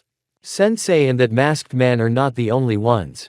Dad told me about a Kyuubi attack that was controlled by an Uchiha just as terrifyingly powerful. And the Kage are just as powerful. How can they even compare to them? He couldn't hold back the tears. The gap in power didn't even seem like a chasm. How then could she be worthy of being the Hokage's daughter? How could she fulfill her mother's dream of becoming the village Kage herself? How could she promise to protect her comrades when she couldn't even protect herself? Don't be silly. Naruto put his hands on the crying girl's shoulders and for the first time in the conversation smiled genuinely, not playfully. I understand you. I understand your feelings. But you'd better remember this. You have enormous potential, more than anyone else. You're just afraid of seeing something you don't understand. You need to calm down now. Keep your hands up and keep moving towards your goal. And if there's something you can't handle, like that shinobi, then trust your teammates. They will help you. Naruto, staring straight into Uzumaki's eyes, lowered her gaze again. But how do I get stronger? I don't understand. She wanted to say something else, but was interrupted. There is no way to make it fast. Hey Datbeo, what would you compare it to? The last words scratched something in Namikaze's head, but he paid no attention to them, continuing to listen. Ah, that's right. Children don't learn to run right away either, do they? First they start crawling, then they take their first steps, and only a long time later do they start running confidently. I mean, so you're thinking about how to run, even if you can hardly take the first steps. And if even these words are not enough for you, then imagine a child trying to beat an adult. He can't do it yet, but when he grows up, he'll have the strength to make it.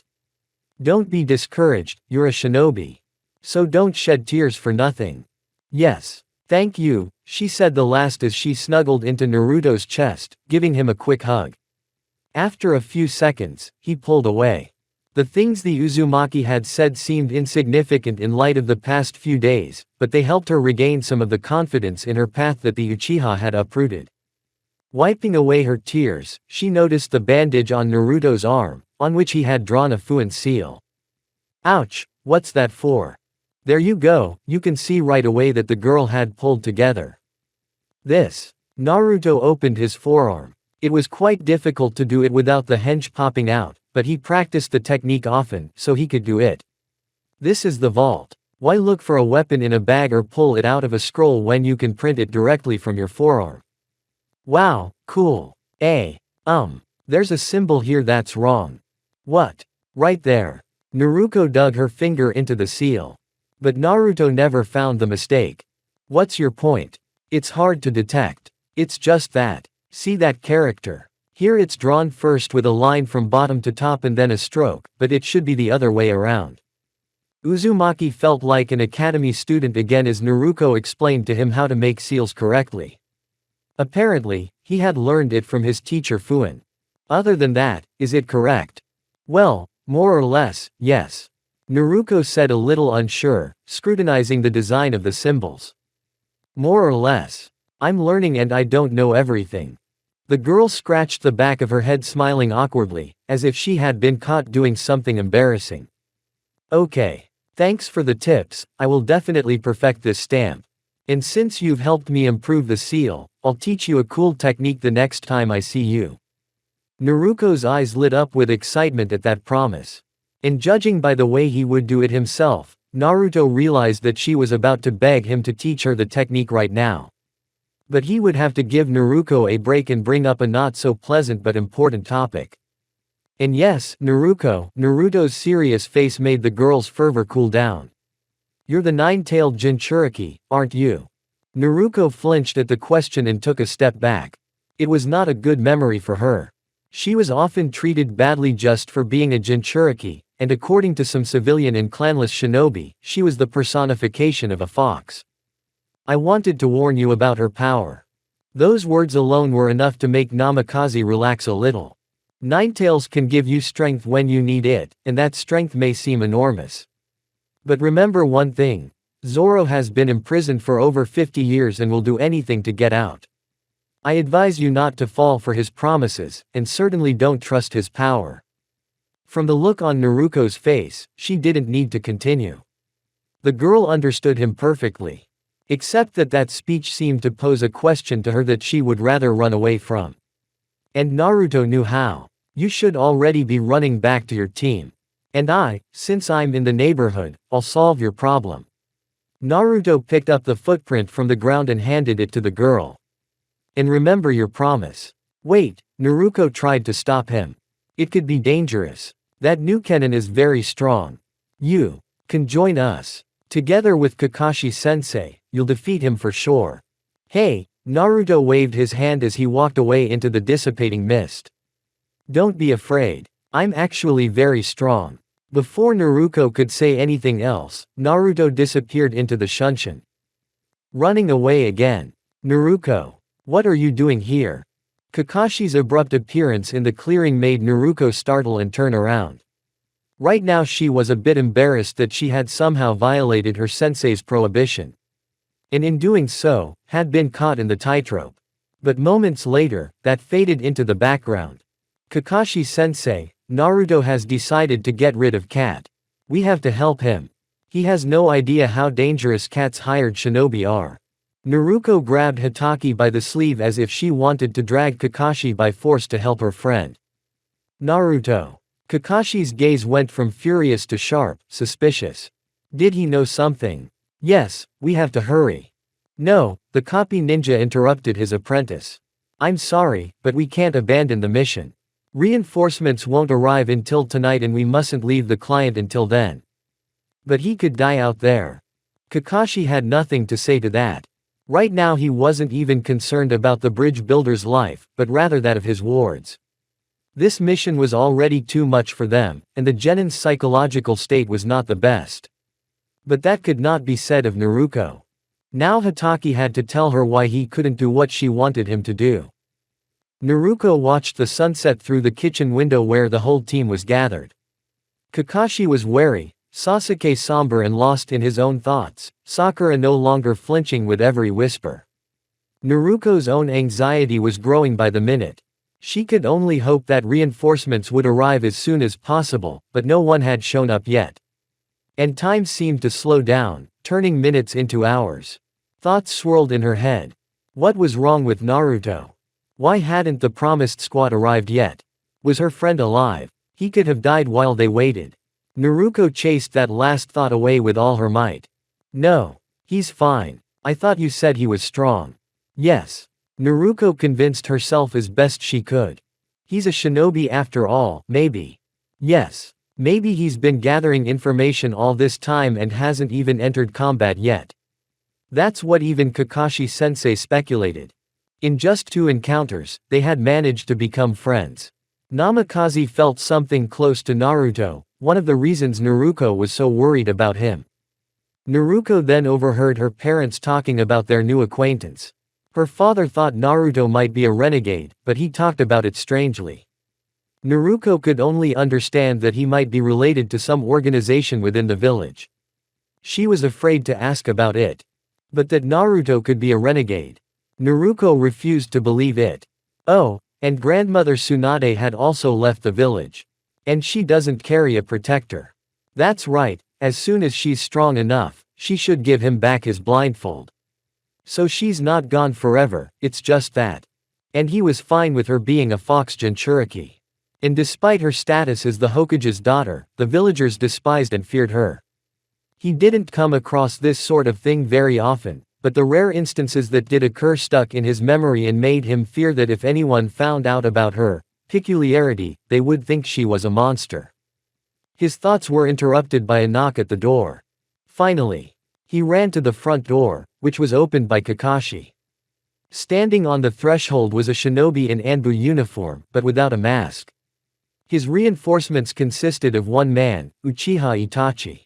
I was under the impression that Hokage-sama would send Guy on the mission, Kakashi-sensei said with some hesitation. He changed his mind. This mission is directly related to the Uchiha clan. The voice and the look were unaccustomadly cold.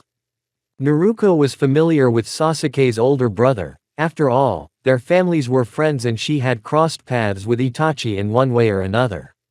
In the past he had been more friendly. But that wasn't what she had in mind now. Itachi-san, Help Naruto. Naruto. It took him a minute to explain the situation and Itachi agreed. Where could Cat be? Kakashi pulled out a map and pointed at it. I sent out a reconnaissance call. His base is around this area. Looking at the map, Itachi nodded and was about to leave when he was suddenly called by Naruto. Itachi-san, can I come with you? At that moment, even she herself didn't understand what moved her to say such a thing. It would seem that with the support of the genius of the Uchiha clan, there was no need to worry now, but what if Naruto needed help right now? What if he was injured? What if he was surrounded by enemies? Itachi can't fight and heal at the same time, how could Naruto help in that case? Last night's battle proved that they could only hide while fighting such strong shinobi. That's right. If Naruto needed help she could close the barrier, but what were the odds that she wouldn't be killed by a random attack before even activating the seals? Agreed, a word snapped Naruto out of her maelstrom of thoughts. Was she agreeing? Just like that. She had barely realized the absurdity of her request when she thought about it, and Itachi had agreed so easily. The Uchiha's look went from one of cool concentration and calm to one of interest. Then we'll take Sasuke with us. Call him. Huh. Yes, Naruto nodded briskly and ran to Sasuke's room, who was spending too much time with his thoughts in his head. What does this mean, Itachi? Kakashi, confused by his Kahai's agreement, looked him threateningly in the eyes. The genius Uchiha had agreed to take his student, an inexperienced genin, into serious battle. Now he wanted to drag his brother along. Has he gained enough confidence to take on such a mission with children? No, that's the wrong question. Is he so confident in his abilities that he would drag the Hokage's daughter, the Jinchuriki of the Nine Tails, his brother and the second heir of the Uchiha clan into a possible battle? All of this did not fit with Itachi's past, who was willing to protect Konoha and its people with all his might. And he was going to jeopardize the lives of children so precious to Konoha. It will do them good, believe me, Kakashi-san. As their sensei, I can't let them go with you. Worried about their lives. You shouldn't be. If something happens, I can protect them. The cold black eyes, colored scarlet, and a strange three-bladed shuriken already slowly swirled in the iris. Mangekyo Sharingan. With that single action, Itachi showed his power, for Kakashi was well aware of the power of those eyes. Brother. It was the first time Sasuke saw Itachi with such a serious face, without a shadow of a smile. It was an unusual sight for Itachi himself. Hello, Sasuke. Has Naruto explained everything to you yet? Yes. At that moment, the aforesaid peeked out from behind Sasuke's back, checking his uniform and whether he had all the seals with him. I'm ready now. Let's get going. With just that word, Itachi turned toward Kat's base. Sasuke and Naruto immediately ran after him. Kakashi remained silent, not moving or turning his head. Itachi tried to keep up with the genin, but they still had to strain hard to keep up with him. Naruto and Sasuke, each focused on their own thoughts, glanced at each other from time to time. Both realized that if they continued at that pace, they might not have enough energy left for combat. On the other hand, there might not be room for genin in the upcoming battle, but they refused to back down. Sasuke trusted his brother, and Naruto was still worried about her friend. Itachi himself only glanced in his direction from time to time, as if he was assessing something. But what was it? It was about to get dark, and there was still no sign of anything resembling Kat's abode. Naruto's thoughts began to swirl in a maelstrom of worry, drowning her resolve in angry emotion, or causing it to flare up again. Only the smell of blood stopped her, forcing her to focus on the target. A couple more leaps through the branches and the genin had in sight. Corpses. Corpses, corpses and more corpses. Wherever you looked. Under the trees, on the ground, on a curved ladder hanging from the ropes of a house to which a tree seemed to have sprouted. And the unmistakable foul smell of blood. Sasuke's face hardened, and Naruto nearly vomited. Itachi looked at the faces of his subordinates with understanding, but then pretended to refocus on the situation. Something was still bothering him, though. Inside the strange structure, everything had been turned upside down, and here and there were dismembered bodies lying around. It appeared that Gato was dead. Though his body was nowhere to be seen, Itachi was pretty sure he was no longer alive. Unaware of the presence of the intimidating masked man, Sasuke exhaled discreetly. Naruto, for her part, inwardly rejoiced. Naruto had kept his word. But could he have met that Nukenin? No. He was definitely fine. But despite the genin's cheerful thoughts, a kind of slimy fear slowly enveloped her. They wanted to get out of here as soon as possible. As Naruto and Sasuke were about to leave, they felt a jolt and their surroundings blurred. Before they knew it, they were at the edge of a clearing, and a huge snake had crashed into a scary-looking tree house, easily destroying it. In front of the genin was Itachi, who had already stopped playing serious. It was clear that things had not turned out exactly as he had expected. "Oh, I expected nothing less from you, Itachi-kun." The husky voice made the genin flinch. From where it sounded rose a pale, long-haired man dressed in a marsh-colored robe and a purple shimanawa tied behind his back with a ribbon. "What do you want, Orochimaru?" He might have expected another encounter with his otherworldly acquaintances or cat to hire another Nukenin, but the Sanin's presence here surpassed anything Itachi could have calculated. "All I want is your body.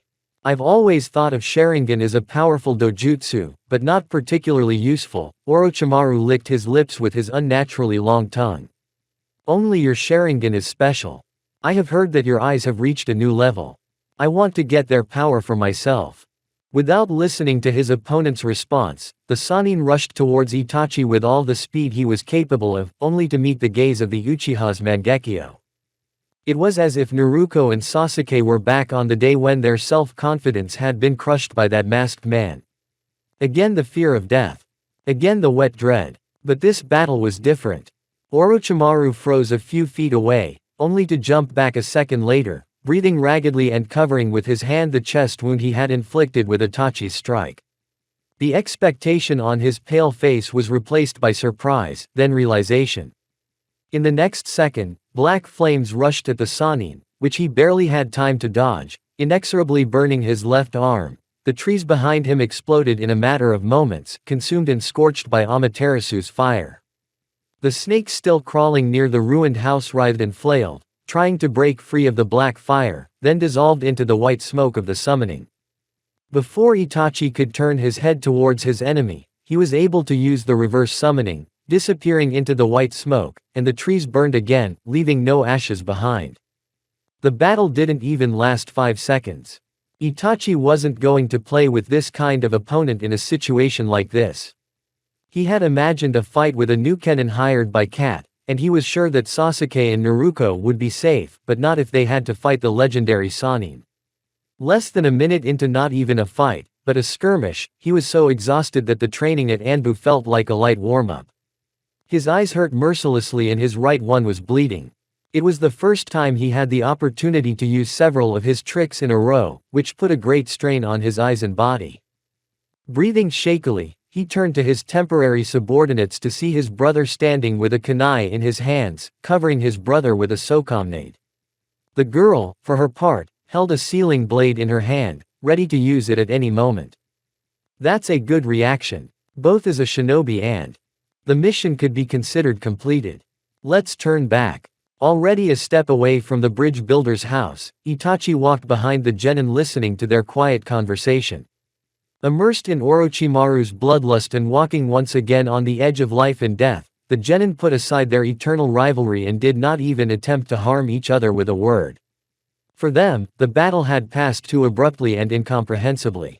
Itachi watched them, heedless of the thought that in Konoha he expected a serious conversation from the Hokage and the clan chieftain. Sasuke, from over his shoulder, only shot incomprehensible glances at his smiling older brother. His smile had long since become a rare phenomenon, and this particular smile was not the same as Itachi's usual one.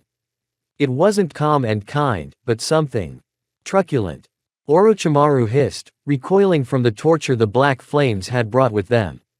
He had long since deduced a pattern in his studies that the more chakra and the denser it was, the greater the strength of the body was also. To this could also be attributed the increased pain threshold. But this fire caused Orochimaru to feel a pain he had never felt before. His head was splitting from the genjutsu of those coveted eyes after several days of endless torture already in the illusion. But worst of all, he had said too much. A little information thrown in with the Hokage's genin would have played in the snake's favor, but only if Orochimaru had taken over Uchiha Itachi's body. But as long as he was still alive, his words would come back to haunt him, even if the likelihood of that outcome, like the previous one, was slim and depended on a variety of factors. That was not what interested him now. He wondered how many other Uchiha might have eyes like that. Ku ku ku. Orochimaru's terrifying laughter echoed throughout Ryuchi Cave. Chapter 6. All right. Deliver the written report to Motoyasu. You will be paid as for the A-ranked mission. Your team, Kakashi, is dismissed. The mission report was finally finished and the genin could leave the Hokage's office and go home. They had to return to the village via the upper paths, unlike the road to Wave Country, and Sensei, clearly irritated about something, was not going to slow down, giving the genin a minimum of time to rest. After such a run, spending 15 minutes standing in a stuffy office seemed unbearable. Hi, Hokage-sama, Naruto and Sasuke said in unison and, nudging Sakura, who was still slowing down, they hurried away. Only Itachi, Kakashi and the Hokage himself remained in the room. The absence of the Hokage's tower administration during the briefing was unusual this time. Usually, the missions of the first genin were accepted in the presence of several specialists who, along with their work, also studied the psycho-portrait of the future village support. Missions up to the first rank C were accepted in this way. In the future, depending on the rank and importance of the mission, the Hokage would either personally accept the orders, or simply deliver the report to the Order Acceptance Center and their accept payment for the mission. This same mission was under the first point. Itachi-kun, Kakashi, we are still talking to you, but first we have to wait for someone else. Less than 5 minutes later, Uchiha Fugaku entered the office. He was bound to be present for this conversation, as the information was directly related to the Uchiha clan. Although Minato found it strange that Fugaku chose this time not to take his son's report outside the clan walls, but wished to be present here. Due to the unrest within the clan, Fugaku had been delayed for some time, so he was late. But this delay allowed him to learn some unpleasant facts from the short history he had met at the very entrance of the cage Sasuke's residence. The genin smiling Hokage had been serious earlier. During the debriefing, Kakashi had withheld some information that his students were not supposed to know, it only concerned the shinobi present in that office. Fugaku took a seat to the right of Minato, who stood up from the desk. Normally, the leader of the Uchichi clan tried to restrain himself in such situations and showed no emotion on his face, but now there was anger burning in his activated Sharingan. Before the Hokage could say a word, Fugaku spoke sternly, never taking his eyes off his son. Itachi, what did you need Sasuke and Naruto's presence for? You needlessly subjected them to a threat that a Jonin might not have survived. I'm also curious as to why Kakashi allowed this to happen. The Hokage sighed wearily at his friend's harsh words, but did not interject. It was a question that interested him, after all. I believe, the calm voice of the genius of the Uchiha clan stopped Hitachi's accusations, that this will help in your development as a shinobi. Everything was under my complete control. And don't blame Kakashi-senpai, my genjutsu is hard to fight. If the first words served as an excuse for what I had done, the last ones. Minato's eyes widened slightly in surprise as Fugaku's anger flared with renewed vigor. So you attacked the shinobi of your home village as well. Not only did you endanger the genin, but you may have deprived Konoha of one of its strongest shinobi. Believe me, father, I had everything under control. Under your control. Fugaku's fist smashed through the Hokage's desk with a crack, and the look in his scarlet eyes never left Itachi's calm face for a second. Not only were you threatened by an S-ranked Nukenin, but you were attacked by Orochimaru. And you're telling me you had him under control. Yes, Orochimaru tried to attack us, Itachi spoke as if he didn't notice the fury directed at himself, but I pushed him back faster than he could do anything. Fugaku wanted to reprimand his son again, but the words stuck in his throat. It was no longer the cold black eyes staring at him. It was one of the most powerful dojutsu. Mangekyo Sharingan. I have full confidence in my powers, father. Fugaku, who was burning with anger, felt as if a bucket of ice water had been poured on him. He shuddered, and his face paled faintly. You can go, he said through gritted teeth. The Hokage just looked at his friend and nodded. Itachi was still a question, but Fugaku was more concerned about his condition. Itachi might be invited back to the office later, but not today. You can go now, Itachi-kun. At that, the genius Uchiha gave a slight bow and left the office. Fugaku, on the other hand, gave his son a blank stare. He shuffled his feet to the couch and slumped down on it, no longer paying much attention to his weakness before a stranger. Fugaku. At Minato's concerned voice, Fugaku merely mumbled that he needed to think. Minato had never seen his friend like this. In fact, no one had ever seen him like this before. For the formidable eye of Fugaku to let anyone see his weakness. Deciding to give him time, Namikaze turned his attention to his student. How about this, Kakashi? Itachi's behavior, Hitaki hesitated, choosing his words, seems strange to me. He was doing everything he could to help Konoha, and he was giving it his all. And to do something like that. Except he wasn't lying. I've been watching his reactions the whole time, and I can tell you that there was no falsehood in his words about that mission to help Naruto and Sasuke on their shinobi journey. Hitaki, who until then had been staring thoughtfully at the ground, looked up at his sensei. After the battle with Kagutsuchi, they were depressed. Sasuke hadn't left the room, and it was a challenge to bring him out of his thoughts, but I don't know what happened there, or what Itachi said to his brother, but Sasuke was ready to continue his shinobi journey. You make it sound like he only helped Sasuke. Yes, Naruto came to her senses even before that, after meeting Naruto. For the umpteenth time that day, Minato heard that name. Information about this shinobi did not exist anywhere in Konoha. No one had ever heard of such a person. The footprint he gave Naruto had the same number engraved on it as Yumi no Iruka, only the footprint was more worn, with many chips and scratches. When Namikaze learned of the identical number on the bracelets, he plunged into thoughts about the strange shinobi. Then he sat in his office for a long time and shifted his gaze from one tread to another. It was at that moment that he noticed an oddity. Among all the minor damage, there were almost identical scuffs and dents. They were few, but exactly the same on both plates. It was almost impossible to notice such a thing with the naked eye. If it was possible to put it down to defects and manufacturing errors before, after the facts were discovered. It was nonsense. It was impossible. It simply could not be, but it is the same tread. From that moment on, every time Naruto was mentioned and new information was revealed, the fourth Hokage's head was filled with theories. Each one was crazier and more unrealistic than the last. Under the pressure of the flood of thoughts, Roran's memories also returned. He had sealed them to his team members, but it was not possible to put an equally strong seal on himself, though it fully served its function. The returned memory might have been a problem for the world's timeline, but it made some theories less far-fetched. Could this be Naruto from the future? Why did he have Iruka's footprint? More and more questions were going through his mind then, but what concerned him most was something else. Did Naruto realize how he was affecting his own history with his mere presence? The whole protector thing was also an excuse not to go ask the root boss questions. Minato looked at Fugaku, who had come to his senses and was listening to the conversation between teacher and student. What do you think of the Kagutsuchi? He is an incredibly powerful chakra. Both he and his physical strength and abilities are on the level of an elite Jonin. I've read about him in Bingo's book and reports, and I can tell you that he doesn't underestimate his opponents, given his background. But nevertheless, he underestimated me, and at the beginning of the fight he even went for dialogue, which contradicts his description. And given his speed, he could attack the bridge builder and finish his task without fighting me. And in battle, he was too successful adjusting to my movements.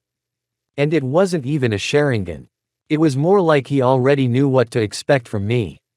It was as if he had already fought me more than once. Something like that is hard to describe in words, but I could sense that it didn't depend on the foresight of his eyes during combat. And the techniques. Kaden and Raiden techniques are top-notch. I'll give more details in the written report, since nothing but C and B rank techniques were shown. But even those are more powerful than A ranks. They can be used almost instantly. If he had fought seriously from the beginning, he would have had a good chance of winning. What about his eyes? Fugaku asked. The mere fact that the new Kennen Uchiha existed was a big headache for him, but if he also had. He had only demonstrated 3 Tomo in battle. The room fell into silence. Everyone pondered their own thoughts. For now, the Hokage began, looking away from his apprentice. Everything that had happened in the Land of Waves seemed strange and wrong to him. Let's leave it at that. Yes. But there's something else I'd like you to tell me. The Chunin exam is coming up. Will your students be able? Or should I say, will your students be able to participate? Naruto and Sasuke are more than ready. They overcame their temporary weakness in the mission, but Sakura. Kakashi looked at the ceiling, thought for a few seconds, and shook his head negatively. She had been a liability on the team from the beginning, as recent events had only confirmed. Yet she decided to abandon the shinobi. Was she that bad? She might know something in theory, but her skills were below average for a genin. She could send Haruno to learn Irioninjutsu, but it's unlikely she'll learn anything worthwhile before the exam. The exam is still a month away, so there is still time for her to learn if she agrees.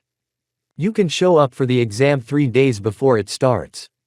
Only at the hospital. Go directly to Genshiro-san and ask her if she has the potential to be an Irionin, and if so, we will assign you a suitable teacher.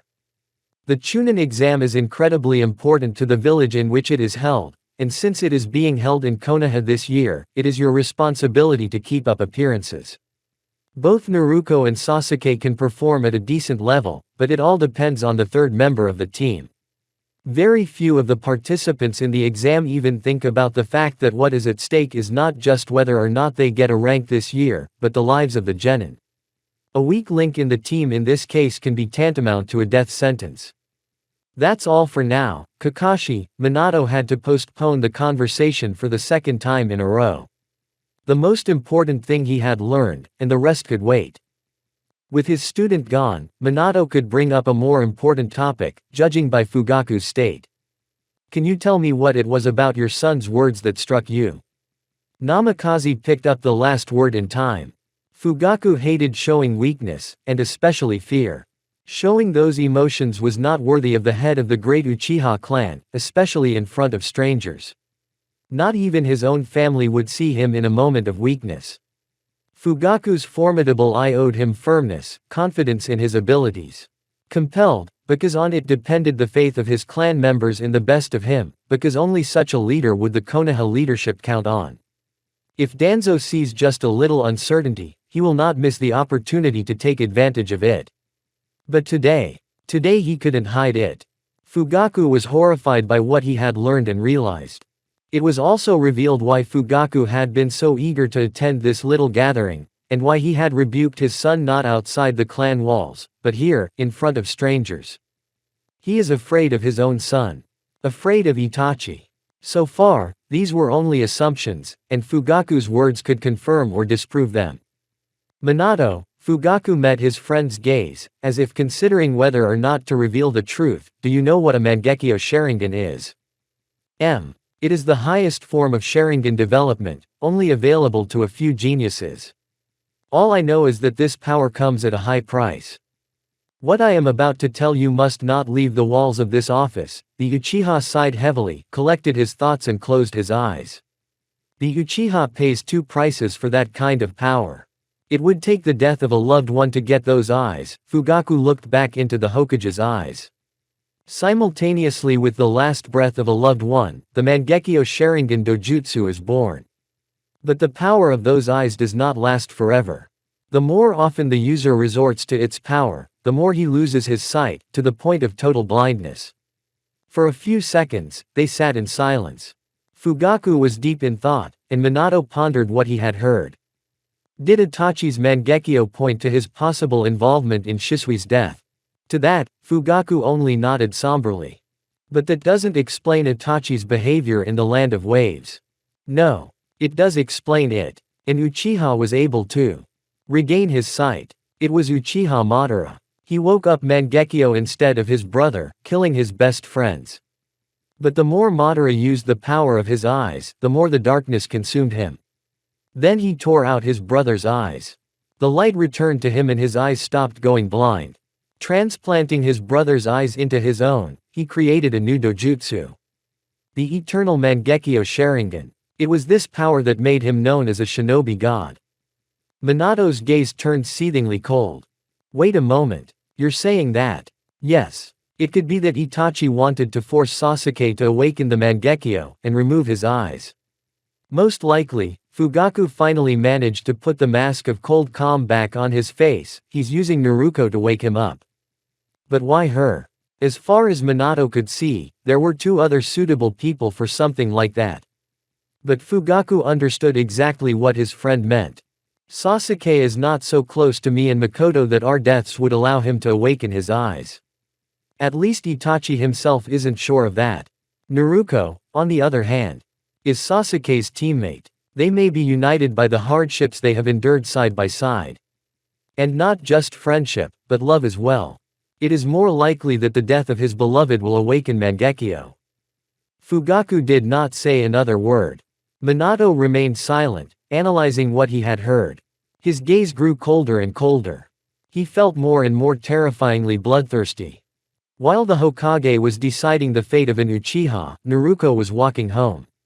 She had said goodbye to Sasuke at the entrance of the residence when Fugaku had pulled him out to talk, and Sakura had become another neighbor just a few minutes ago. Now that Naruto was walking alone, she could think about everything that had happened during those unbearably hard days. And as she went over what had happened in her head, she found herself thinking more and more of a blind fool. After that unfortunate fight, all the team members had fallen into despair. Naruto herself had been pulled out of that quagmire by Naruto. Sasuke too had stopped sitting crestfallen after seeing his brother and his silent support. Except they had completely forgotten about another teammate. Naruto had never been friends with Sakura, and often resented her attempts to stand out in front of her idol. But she had gone through the same thing as Sasuke, and felt helpless. And neither Naruto nor Sasuke, who had escaped that abyss of despair, had helped or supported her. Naruto wanted to turn around and follow Haruno, but stopped herself before taking a step. How could she help? What should she say? Against Naruto and Sasuke himself, Sakura felt useless and weak. Yes, Haruna never said it, but her look and posture made it obvious at times. No matter what happened, no matter what difficulties her team faced, Sakura was always behind them, unable to do anything. So would Naruto's words make things worse? The plan has changed. She knows exactly who could help solve this. She still has time to find the right words. So, thinking about how to cheer Haruno up, Naruto didn't notice as she approached the house. The traditional, "I'm home," wasn't enough, so Naruto quietly entered the kitchen. Kushina was already there, cooking something. Having lost the chance to continue her shinobi path, the former Jinchuriki had devoted herself to her family. Time and time again, it was as if she could sense that her husband and children would be home soon and, every time they arrived, a delicious hot dinner was ready for them. Before Naruto could say a word of greeting, she found herself clasped in her mother's loving arms. I'm home now, Mom." Tears welled up in her eyes. All the worries and anxieties that still lingered in her soul vanished. She is home at last. And she is alive. Her entire team had survived such a difficult mission and had returned home. In her mother's warm embrace, she let out her emotions, held all this time somewhere inside her. "It's okay now. Are you okay? Are you hurt? Are you all right?" Kushina pulled away, examining her daughter. All these days, after the disturbing news, she hadn't been able to find a place to be. It had been a long time since Obito and Rin, who had been like children to her, had returned from their missions, and now Kushina's greatest fear was that her own daughter would not return either. And when Minato had told her about the mission upgrade, that fear had returned with even more force if possible. She no longer cared about Konoha's reputation, and she demanded of her husband to order her pupil's return, unless Kakashi himself decided to withdraw. But for some reason he didn't, instead he sent strong reinforcements. That didn't make her feel any better. Yes, Naruko smiled, wiping the tears running down her cheeks with her sleeve. It's all right. Come on, I've prepared ramen for when you come back, Kushina smiled warmly. She rarely made ramen, thinking it wouldn't be as good as Tyuki's, but today she wanted to please her daughter with her favorite dish. And what could be better than a good ramen after a hard mission? Naruko sat down at the table and a large plate of noodles was placed in front of her. She picked up the chopsticks with her hands and began to eat.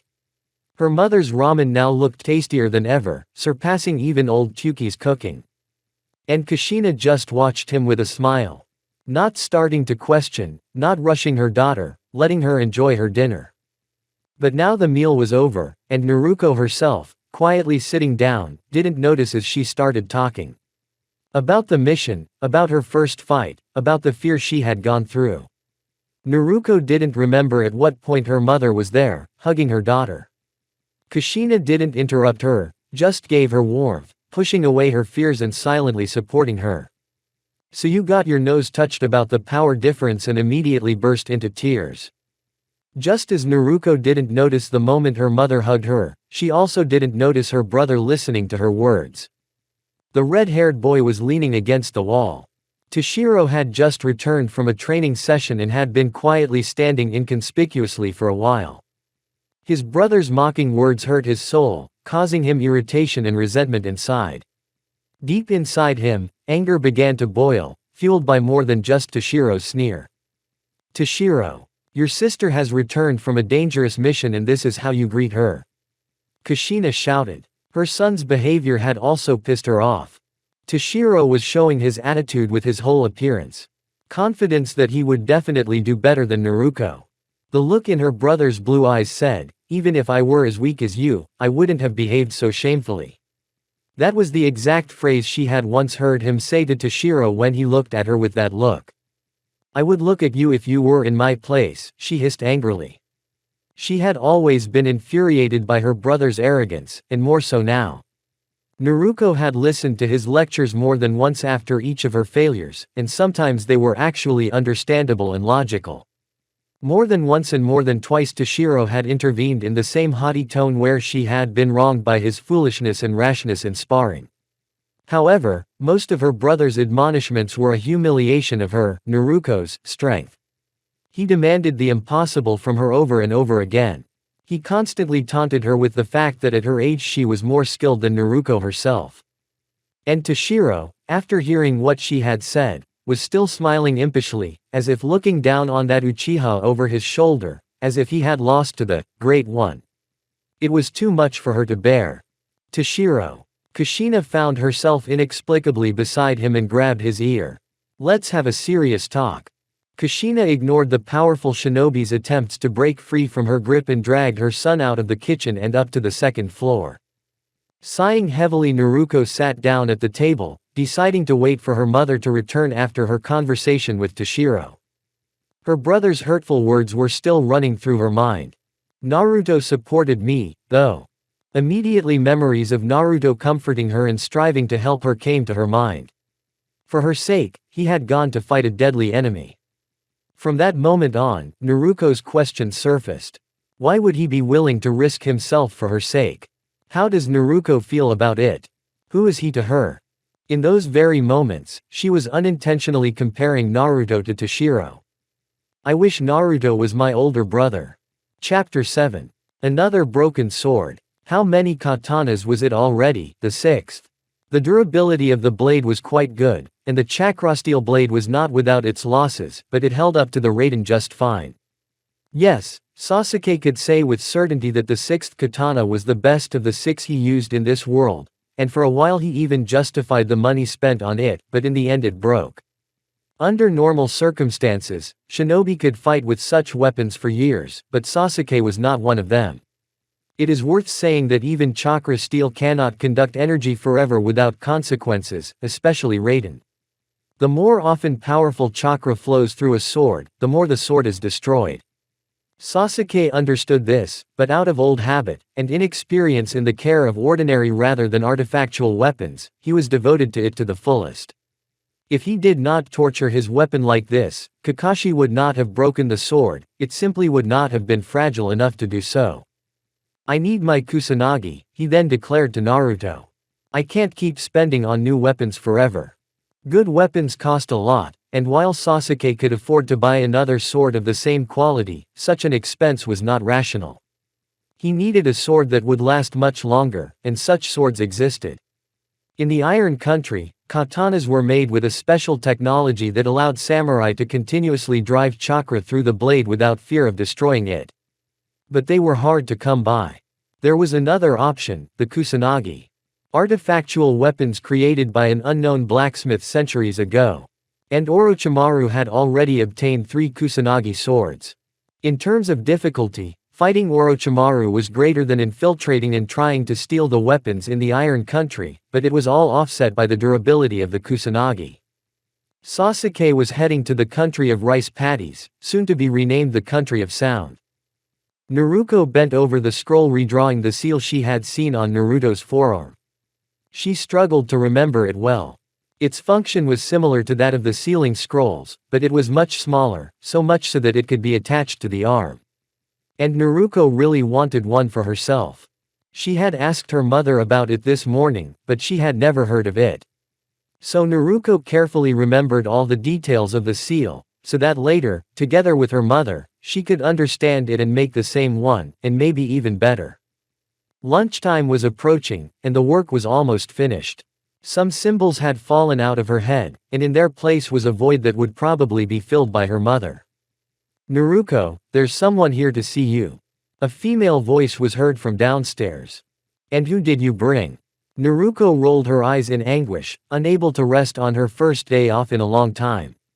She wanted so badly to get to typing without distractions, and being interrupted was annoying. As she walked out of her room and down the stairs, she saw someone she never expected to see in this house on a day like today. Sasuke. What does he want? Why has he come? Kakashi wants to bring them together. But he's either sent a summons before, or he's come himself. My brother offered to train us, Sasuke blurted out abruptly and without greeting, being unhappy about something himself. The Uchiha's sentence made him forget his irritation and replaced it with surprise. How so? He agreed to give me a training session, but on the condition that you were there too, Sasuke explained. Naruto wondered why Itachi didn't train the whole team, but it was useless to ask Sasuke. He was already annoyed by Haruno's excessive attention, and if she wasn't there, so much the better for him. So it was worth asking Itachi himself. Naruto was only interested in the reason for this decision. After her conversation with her father yesterday when she came home from work, she wasn't worried about Sakura anymore, or at least not as much as she used to be. If she became an Irionin, all she and Sasuke would have to do was prove how important Haruno was to Team 7. The question of refusing to train, however, wasn't even on the table. Naruto saw what she had to strive for, and she wasn't going to miss the opportunity to learn from such a strong shinobi. How much time do I have to pack? We should be at the shooting range in half an hour. Then he has about 20 minutes. With a quick nod, he ran to his room. He changed out of his house clothes into a black and orange jumpsuit. He looked again at the scroll with the outline of the seal, but he couldn't remember any of the missing symbols. He rolled up the parchment and went downstairs with it. It took less than 5 minutes. He was about to apologize to his mother for the food and tell her he would eat something on the way, when he handed her a box of sandwiches, sighing sadly. Anyway, the food wasn't ready yet, and Naruto Kushina didn't want to deprive her daughter from training with the genius of the Uchiha clan just because of a bad meal. Thank you, Naruto smiled gratefully and handed the scroll to her mother. That's all I remember, do you want to check? I'll see what I can do. Don't be late for dinner, said the teens as they walked away from the door. The abandoned training ground outside the Uchiha clan, where he had once trained with Shisui, was already overgrown with grass. It had been empty for months, and now Itachi had returned, but not to train. He had much work to do. The plan had come up the moment Naruto had asked him to rescue Naruto. Yeah, he's the one who needs saving. Itachi thought sarcastically at the time, but then, He remembered that the conditions under which Naruto and Sasuke became friends were not given. He had heard from them the history of their world, and had come to a disappointing conclusion. The bond between these two was built only on an understanding of each other's fate. Each of them saw a kindred spirit. Naruto, alone since childhood, hated by all, without family and loved ones. Sasuke, deprived of this at the hands of his brother, when he was 9 years old. And he, too, has tasted the rejection of the people of his native village. The last of the Uchiha clan. That's what their friendship is based on. Pain and loneliness. That's what brought them together to form a bond. Though it could hardly be called friendship. Itachi saw their gestures, their facial expressions. Naruto and Sasuke were more battle buddies or rivals with a common goal than friends. With Naruto and his Sasuke it is different. Yes, they too are rivals, but even that semblance of friendship is a long way off. The Inamirians were pushed together as if by fate itself. They went their separate ways, but it was as if the world itself sought to strengthen their bond. Her brother also goes different ways with Naruto, except that they share even less. No shared pain, no hardships that probably wouldn't even brush against them. Itachi was gnawed by doubt. Would they ever be united? The likelihood of that happening seemed phantasmagorically small to him, because he himself would be the one to create a bond between them. For them to become friends. No, more than friends, Itachi himself would have to try harder. A rustling of leaves was heard. Naruto and Sasuke had arrived before the appointed time. They were right on time. Hello, Itachi-san, Naruto nodded her head. Yes, Itachi was one of the few people this girl was reserved with. Usually the energy flowed out of her like a river, and under that flow some of the rules of etiquette sometimes fell by the wayside. It was obvious that Naruto wanted to ask a question and was waiting for the right moment, but it was Sasuke who spoke first. Now, will you explain why you want to train us as a couple, and not just me or, for that matter, the whole team? When Sasuke again asked Itachi for training, Itachi agreed. For the first time in a long time. But there was also one condition: he had to bring Naruto to the training as well. Sasuke, of course, was not very happy about this, but since only on this condition his brother would train him regularly, Sasuke had to accept it. Sasuke decided that Naruto's annoying presence could be tolerated as long as he spent time with his brother. From behind, Itachi felt someone's attention. Discreetly, he looked over with his Sharingan. Anbu. Had the Hokage put a watcher on him? Or was it Danzo? An animal mask, not faceless, but that didn't guarantee it could be a root shinobi. It pays to be careful. It's simple. Itachi turned off the Sharingan and returned his attention to the genin, waiting for an answer. You are both shinobi with great potential. Yes, you can perform separately, but I believe you will accomplish much more when you work together.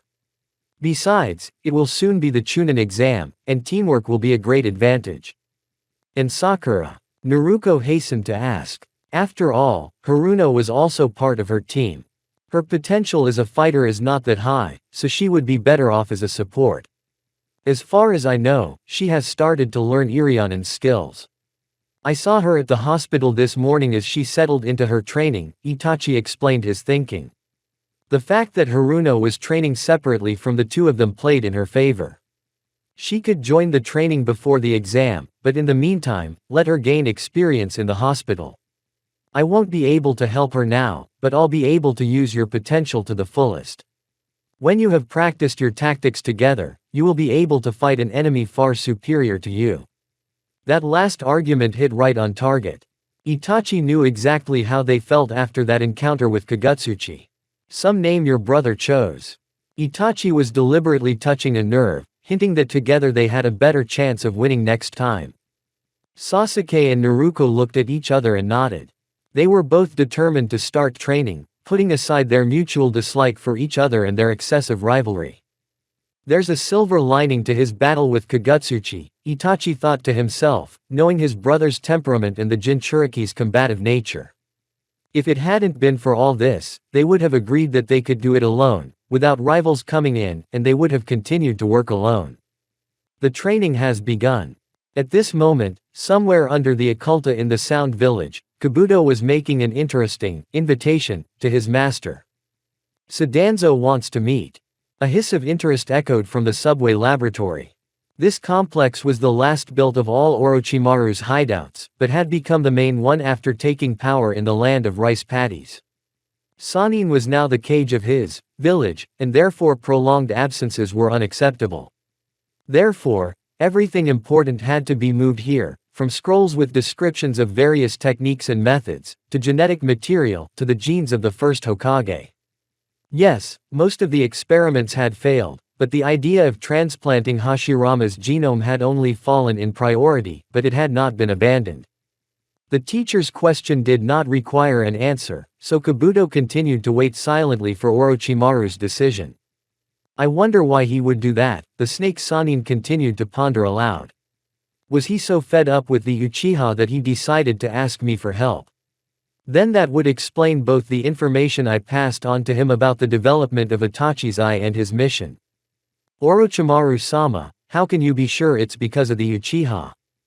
It's just a guess, but it's very likely. Not many people in Konoha know this, but Shimura has been at war with the Uchiha clan for a long time. Yes, Kabuto, it's not just anti-Uchiha politics or trying to prevent one clan from gaining too much power. No. Danzo has always seen the Uchiha as a threat to Konoha, so he's been working hard to destroy them. The only thing the rest of the world knows is that Danzo and the Uchiha are political enemies. He had several plans to destroy the clan, but they were never carried out. It was only when the fourth came to power that Danzo's policies became unworkable. Because of the ties between the fourth and the head of the Uchiha clan. That's right. So he does everything he can to prevent the Uchiha from gaining more power. So the only reason he's succeeding is because of the Nine Tails attack 12 years ago. But since that was a long time ago, the sanctions on the Uchiha will be lifted little by little. That's right, Kabuto. Danzo is a patient man, but his patience is wearing thin. That's why I was so determined to kill one of the strongest Uchiha shinobi with my hands. Do you want to do the same to the clan? If that's what he proposes, will you accept? Maybe. It depends on how it fits in with my plans. Chapter 8. Sasuke had yet to see Otogakure in full force. He had arrived there, at one of the settlements, long after Orochimaru's attack on Konoha, and at that time part of the hidden village already looked like a ghost town. Empty streets, abandoned and looted houses. After that battle, which was the first and last for Otogakure, they had lost most of their strong shinobi. A large part of the clans that formed the village lost their heads and, as a consequence, disintegrated. Some of the shinobi became nukenin, others devoted themselves to experiments. The village died out almost immediately, because it was no longer useful to Orochimaru. Now there were a couple of dozen clans, each of which would be inferior in every respect to any clan in Konoha, even the weakest, but for a small village it was a great strength. Only neither the clans, nor the cage involved in village life so far, made the shinobi village complete. It was as if the process of Otogakure education had been interrupted from the beginning. Houses were hastily made, some of the already sparse neighborhoods did not even have electricity or water. The defenses are of poor quality. Signaling barriers are weak, easy to circumvent. Patrols are sparse, and the level of fighters barely reaches that of a Tokubetsu Jonin. And it was hard to call it a village. The whole village was more like several remote bases, unfinished cities, almost villages, under which there were subway shelters several times larger than the cities themselves. The entire network of bases formed a single laboratory complex. Orochimaru didn't even seem to be trying to pretend that he was uniting the clans for some grand purpose. All the inhabitants of the village are nothing more than test subjects, whether future or former. And all are loyal to their lord to the death. They all believe that Orochimaru has a great mission. Sasuke has already visited 3 bases, interviewing their heads under Genjutsu, and has learned that Orochimaru is now in the center of the village. The central laboratory. That was what was really well guarded. That was where the most important and complex experiments were conducted, and the most valuable material was stored. Sasuke was somewhat lucky that the security seals were the same as in his world. So he already had access to 1/3 of the central laboratory, although in this third there should not be anything particularly valuable, but he could pass almost freely to the places that interested him. The laboratory proper was in the subway forest, without the hastily built city. There was only one entrance, and it was also the exit. Only a few people knew the alternate exits from the lab, and Sasuke was not one of them in the past world. Sasuke activated Mangekyo, looking at the floor in front of the lab, at the entrance, at the walls. Hiding his chakra as much as his control would allow. Right now he couldn't be seen by Orochimaru. Later, yes, but until Sasuke achieved the secondary objective of this outing, an encounter with the snake Sannin was undesirable. In the guards here, each shinobi possessed a cursed seal, which at the first seal level already put them in the strength bar of strong Jonin, not elite, but they could cause trouble in the event of battle. With so many minions with the cursed seal, Sannin was practically impossible to kill. Sasuke recognized that he was not the one with the strength to kill Orochimaru at the moment. Defeat him, but not kill him. Earlier, Sasuke himself had prevented him from resurrecting, locking him inside his seal, or rather preventing him from being reborn into it. The snake was patient enough not to be reborn into another person. And already after the owners of the mark there simply weren't any left. Sasuke killed almost all of them, and those who survived, received an addition to the seal, limiting it, such as Anko Mitarashi. Apparently, the restrictions were imposed in Konoha. The Uchiha had been waiting for the right moment for an hour and a half, huddled in the trees a couple hundred meters from the entrance.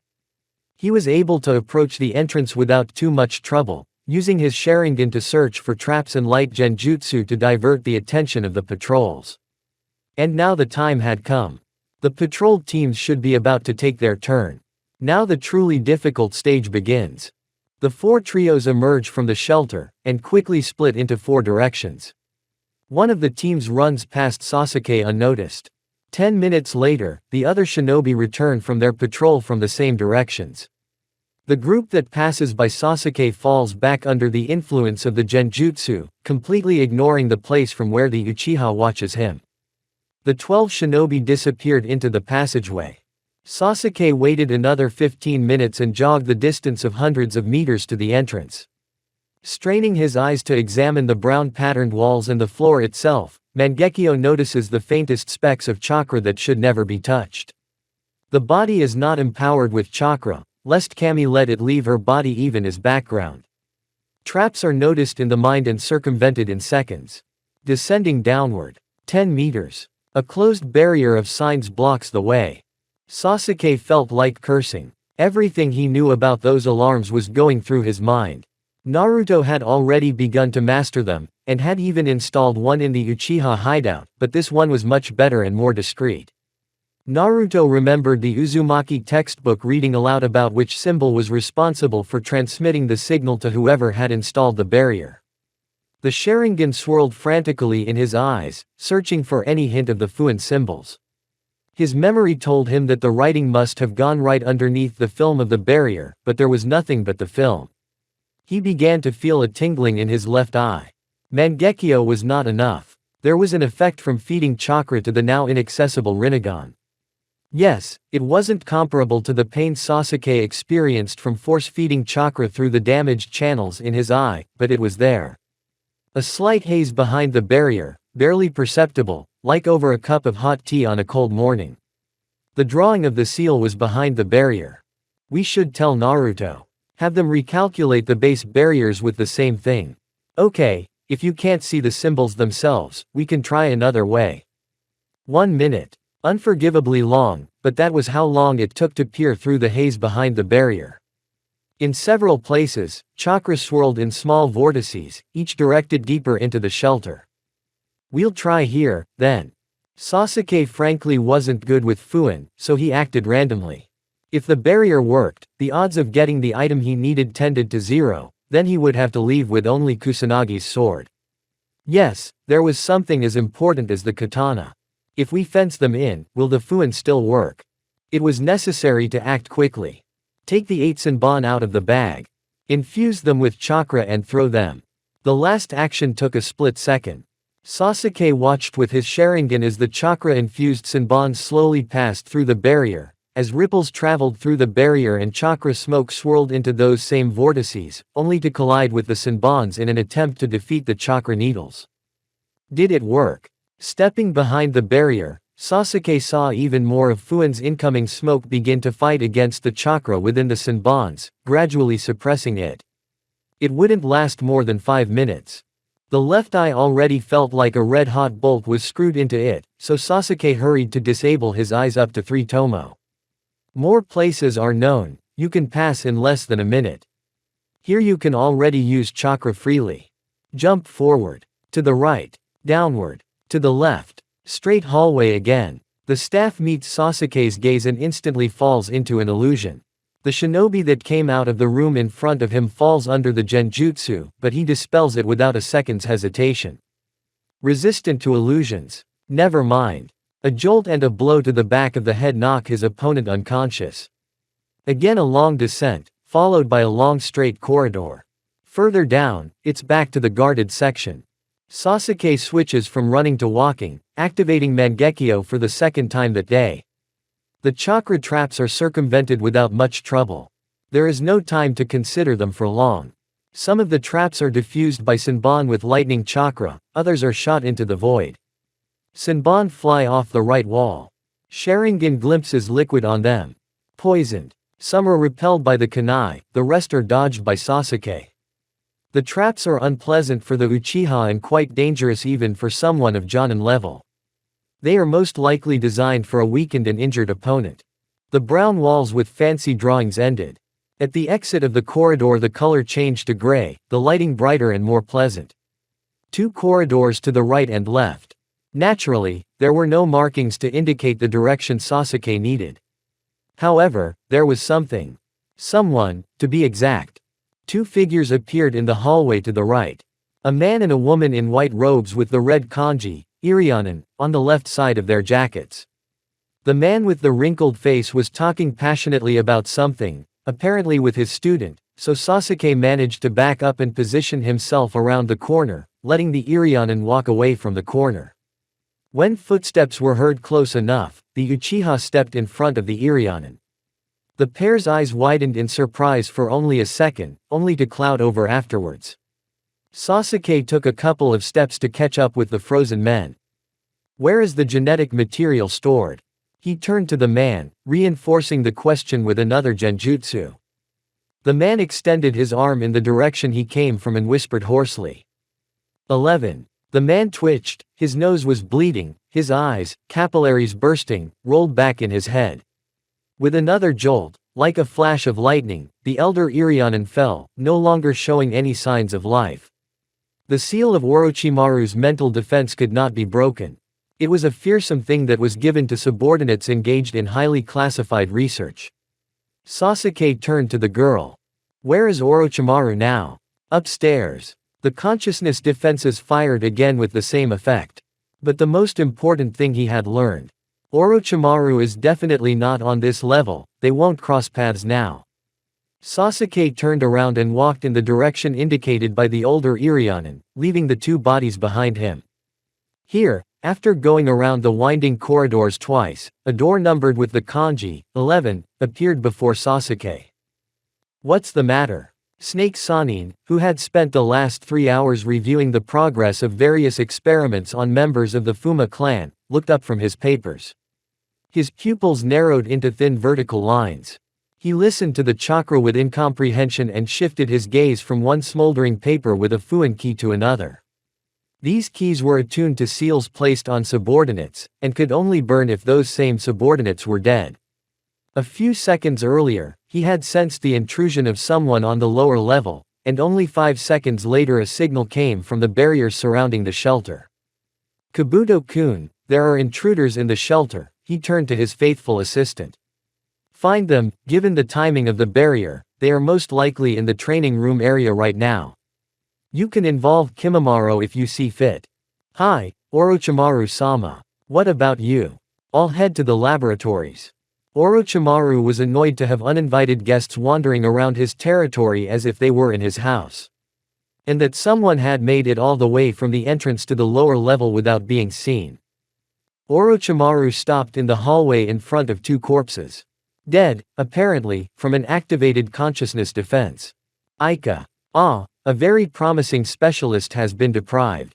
Orochimaru had long ago assigned the more experienced Irionin to her to share his expertise and help unfold the girl's talent, believing her quite capable of approaching Tsunade's level, surpassing even Kabuto. It's like the world itself is against her having more than one Irionin of a decent level. But Orochimaru wasn't going to ponder such a coincidence for long. He just took a quick glance at the corpses and moved on. He needed to punish the insolent man lurking around his laboratory. Only that such a brazen man appeared before Sannin. The body concealed by a black cloak. A faceless mask with tongues of flame, from whose eye holes red eyes with three tomo stared at Orochimaru. Kagutsuchi. What the hell are you doing here? Orochimaru knew this Uchiha. Ever since that fleeting battle with Itachi, he had been keeping a close eye on the Red-Eyed clan, and especially the only living Nukenin Uchiha. Strong chakra. The level of techniques used in the reports indicate excellent control and a developed chakra system. The Sharingan only showed 3 tomo, but did it reach Mangekyo? If not, it doesn't matter. I want his body. Orochimaru licked greedily, dispersing chakra through the chakra circulation system. I want Kusanagi's sword, came a muffled voice from beneath the mask. Arrogant boy. To declare such a thing in such an arrogant manner. And what makes you think I'm going to give it to you? The Tomoya in his opponent's eyes took a turn. Orochimaru was ready to counter the Uchiha's genjutsu, and in the same second he suppressed the foreign chakra rushing to his brain. Kagutsuchi's technique had no comparison to the one Itachi had used then. No longer meeting the Uchiha's gaze, the Sannin formed a series of 5 seals. A powerful blast of sound struck in all directions, causing the walls to crack. The lights of the lamps flickered. The Uchiha, stunned by the technique, almost fell to his knees. He was dealing with the effects of the technique quickly, but Orochimaru had almost arrived. A dozen snakes flew out of his hands, filling the hallway, trying to braid the masked man, but he had already crossed his hands in a seal. The Uchiha's left hand was covered in lightning, and the unmistakable chirping of birds was heard. Chidori. Copying from Kakashi-kun, then. But it's weak against me. Orochimaru grinned to himself before the lightning bolt in the Uchiha's hand extended and followed the sweep of his arm to pierce through the almost approaching snakes, leaving a deep gash in the walls and ceiling. The lights flickered for the last time, plunging the room into darkness. Modified Chidori. Sannin commented in surprise. As the hand with the technique moves away, Orochimaru releases another snake, white and much more enormous than the previous ones. It wraps itself around the Uchiha's torso, disabling the arm with the modified Chidori technique. That's it. Victory is so close. All that's left is to place the cursed seal and suppress his future body. Orochimaru doesn't even try to hide his victorious smile, looking into the eyes of his unsuspecting opponent with superiority, only to see the altered Sharingan pattern. With a wave of his hand that fell short of releasing the lightning bolt, the snake clutching Sasuke's body loosened its grip with a hiss, falling to the ground. Orochimaru froze with a blank stare. Sasuke recognized that he had once again underestimated his opponent. He decided that 3 tomo would be enough. In his world, Orochimaru had been enough, but he had been weakened by illness, and repeated use of living corpse reincarnation had weakened his soul. The Orochimaru of this world was more confident against genjutsu, abandoning the technique early in the fight. Give me Kusanagi, Sasuke ordered while transmitting the image of his sword through the genjutsu. Do not avert your gaze, the snake could dispel the illusion. Orochimaru unnaturally opened his mouth wide, spitting out the scroll and held it out to him. Sasuke accepted it, ignoring the fact that the scroll was covered in saliva and other unknown fluids. Opening it, he inserted chakra into the seal. A black-sheathed shokuto appeared in his hands with white smoke. That was it. He took what he wanted. The scroll falls to the ground and the sword leaves the scabbard. A swing of the sword separates Sannin's head from his body. The scabbard is habitually attached to his belt. Time to leave. Chakra flowed through his body at breakneck speed. Climbing the stairs. Rooms flicker in the periphery of vision. The ear is touched by a sound uncharacteristic of this place. Flute. The body freezes for a second, but a genjutsu of this level cannot hold a Sharingan bearer for long, let alone a Mangekyo bearer. The ground splinters beneath his feet. Sasuke has to dodge the sharp bones growing through the stone, and immediately the crystal that grew where he landed last time. The Sharingan instantly notices the presence of the 5 elite Otogakur shinobi here, led by Kimimaro, as well as a dark blue-haired girl, Gurren, the only one here who did not possess the mark. The others had already entered the first level of the seal. A couple dozen meters away from Sasuke is Kimimaro, with Gurren behind him. A little further to the side is a pink-haired girl in a brown robe, Kaguya. Behind Sasuke moves slowly, as if through thick tar, a tall, burly guy with a red crest and, a little ahead of him, a guy with 4 arms, it's already Jirobo and Kitamura. From the door on the left comes out a guy with blue hair, long bangs and green lipstick. It was his name that Sasuke couldn't remember. Better to make their way through carefully. They would still be needed. Sharingan accelerated consciousness returned to a more familiar state. Orochimaru's elite stopped moving so slowly. Susanoo's ribs form around Sasuke's body from purple chakra. The skeleton is enveloped by a web released by Kitamura, but is unable to hold him back. A stream of techniques from the 5 shinobi fly into the ribs.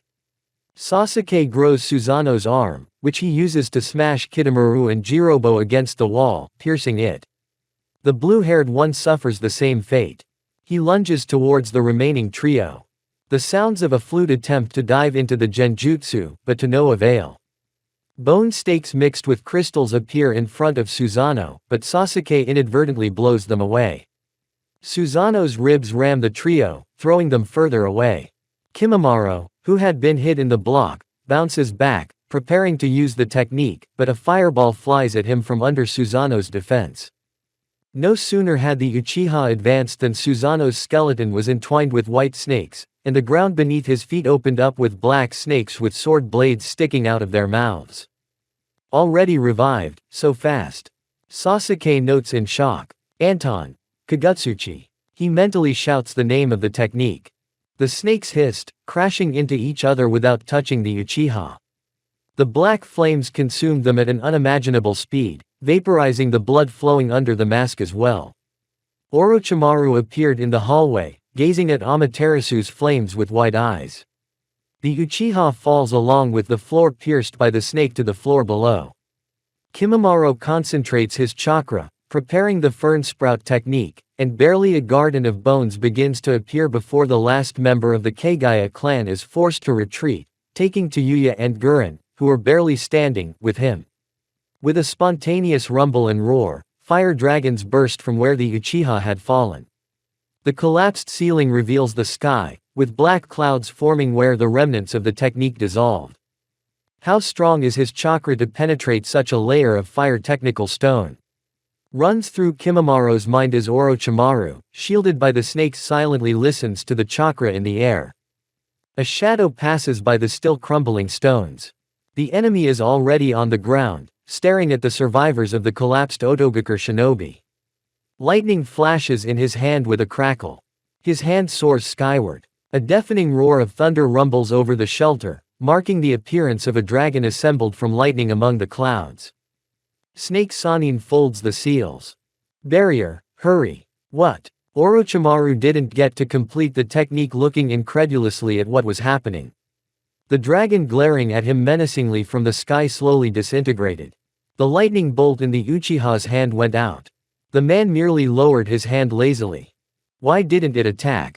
In the deafening silence that followed the thunder, the Sharingan wielder's words were barely audible. He changed his mind. Live. Goodbye. He uttered before disappearing into the body flicker technique, as raindrops began to drip. Orochimaru's face contorted into an angry grimace. We lost 2 Irionen. 8 Jonin died under the rockslides. All members of Otogakur no Shinobi Yonenshu are seriously injured and are being treated. What did he take? Orochimaru's furious shout interrupted Kabuto. An hour had passed since the attack, but the anger was going nowhere. And it seemed Orochimaru had long since forgotten that feeling. We checked the vaults and storage rooms. The sample scroll from the first Hokage's cell is missing. Kabuto was sweating under his master's gaze. The Sanin's bloodlust was making everyone stay as far away from him as possible to avoid him. What did he even need them for Biju? Orochimaru shouted without addressing anyone. Kabuto swallowed the lump in his throat. It was the first time he had seen the Sanin like this. He could get angry before, of course, but this anger was cold, cutting, restrained. Orochimaru-sama, please. Ahem, please calm down. Yakushi's voice trembled at the master's attention. Calm down, that bastard has spared my life. His fist slammed into the wall, smashing through it without any chakra reinforcement. I saw it. He had the strength to go on. He still had chakra left, enough to continue the fight even after that technique. But he was gone. He interrupted the technique. Do you understand? He didn't withdraw from a superior force, he graciously let us live a little longer. It was the first time someone did that to his pride. It's as if they didn't see him as a threat. Even Pain, who had defeated him practically with a wave of his hand, felt at least a little respect for the legendary Sanin's strength. The damned Uchiha was taunting him. It was as if the Jonin had scared the innocent genin with a strong attack and then said, I've played enough, I've got things to do. I don't care about his body. I'll kill him. I'll destroy him. Yes, no more capture attempts. Orochimaru will stop no more and kill Kagutsuchi. Chapter 9. It was nighttime. Sasuke was returning with a backpack full of sealing scrolls. His shelter had finally been built yesterday, but there was still a lack of water and trivial food, not to mention the arrangement of the room. Tables, chairs, lamps, more scrolls and ink for Naruto's Fuinjutsu practice, just household supplies. Of course, it was possible to make most of the furniture with the Doden technique, as his greater control over the element allowed him to get the desired result from time to time, but he wanted to live in relative comfort. At first it seems that you can do with little, but after a month of living in dark walls, with such an interior and gradually everything begins to press for him to hate the place of his stay. And they need shelter for more than a year. Sasuke himself had become accustomed to a more comfortable life than the dark dungeons of Sanin in the last world, having killed Orochimaru, and had no desire to return again to such a place. Today's trip to the cities amounted to 600,000 ryo.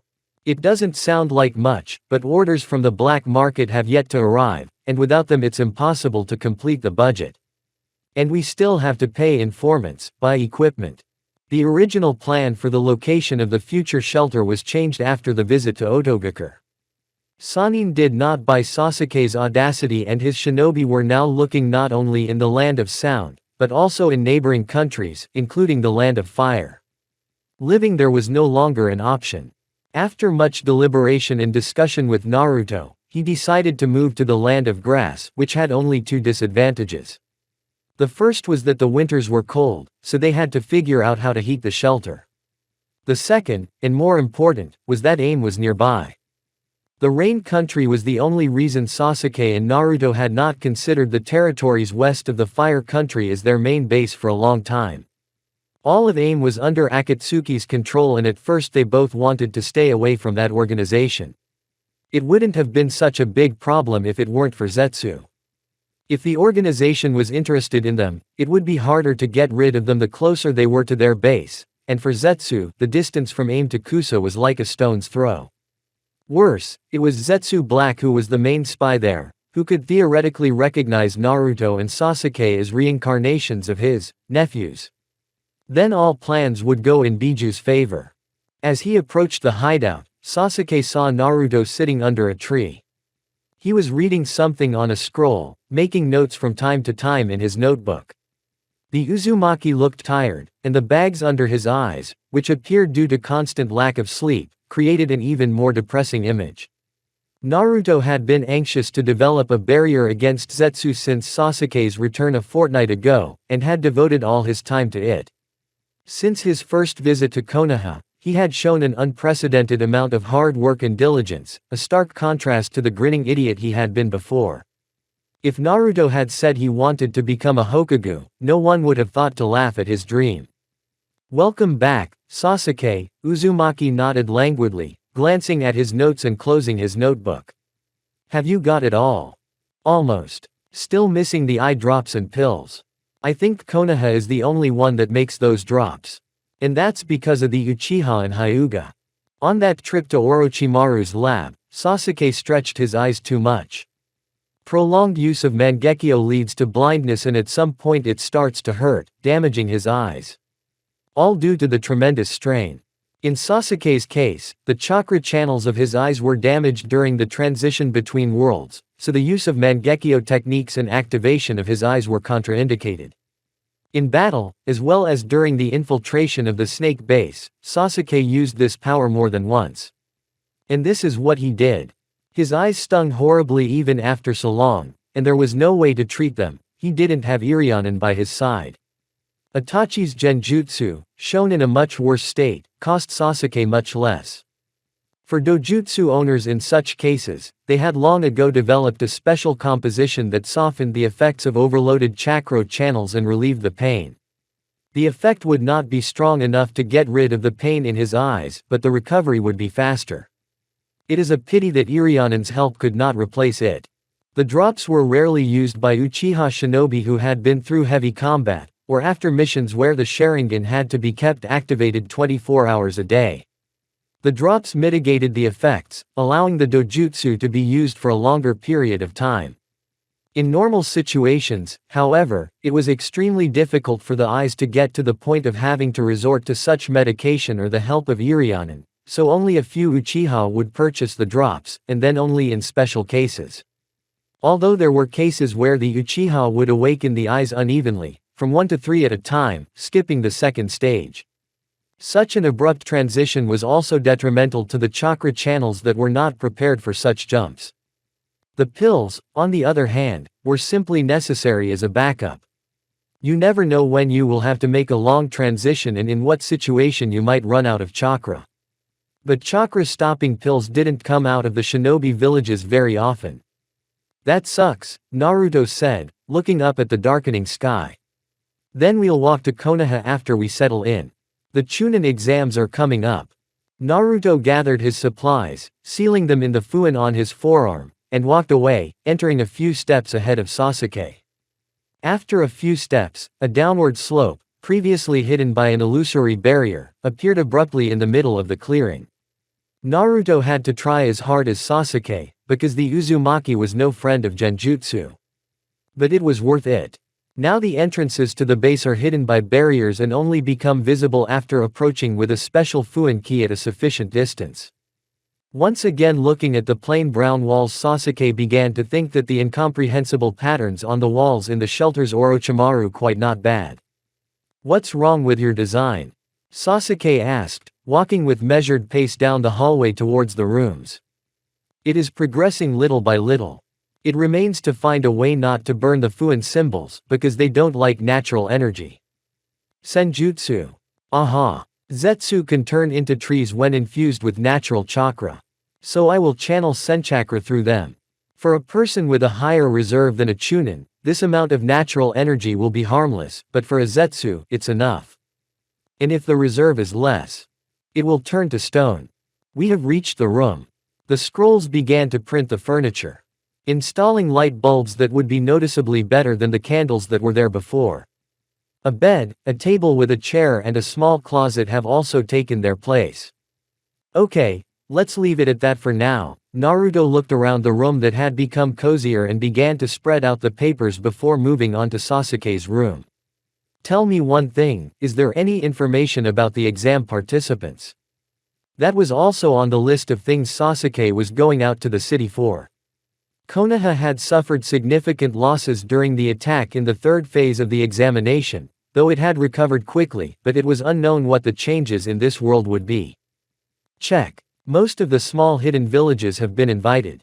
However, only the genin villages of Grass Village and Sound Village will participate. Do you think Orochimaru will attack? Naruto asked sadly. Then, as far as I know, he wanted to take revenge on his master. But in this world, Hiruzen is dead. And the shinobi of Otogakure will remain in Konoha. Yes, the motivation seems to be gone, but the possibility of a war still remains. Naruto sighed sadly at that. War would forever be a sore subject for him, and seeing the devastation in Konoha was unbearable. Sasuke, on the other hand, saw things a little differently. If Orochimaru does the same thing he did in our world, we'll have a chance to do our own thing in the village. You were the one who wanted to get the scroll from the Hokage. I did, but not like this. Naruto did not continue, immersed in his own thoughts. As he more or less delved into Fuinjutsu, he began to regret being such an idiot as a child and settling for just the shadow cloning technique. That scroll contained all the techniques developed by the previous Hokage, including Hiraishin. Now he could not get hold of it so easily. He was aware of his own strength and realized that it would be impossible to obtain the scroll as long as the fourth was in Konoha. In the turmoil, Minato would have no time for that, and the odds were already good. Still watching his friend's reaction, Sasuke had his own plans in case of an attack. Save the clan. He could see that things were much simpler here than in his world. All that was needed was to get rid of the clan radicals.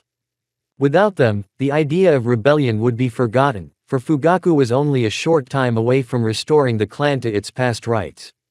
The radicals, on the other hand, idiots who don't see the obvious and are bringing the whole clan down, Sasuke mentally hissed, involuntarily releasing a grain of chakra in his eyes. SSSH, he growled, covering his eyes with his hand. Too much heat had played tricks on him more than once. Chakra is always in the channels, and cannot be removed. And if control is lost, the chakra in the eyes begins to give way to the user's emotions. Sasuke. At his friend's concern, the Uchiha just waved his hand. It's alright. It's just that sometimes the pain is too much. Hey, we should have an Irionin of our own. It was then that Sakura's absence from the team began to be felt. Yes, Sasuke himself often considered her useless, but she was Tsunade's apprentice and the best medic since the last Senju. She also proved her usefulness to the Uchiha by continuing to heal teammates coming out of the fight with Kaguya in a matter of minutes.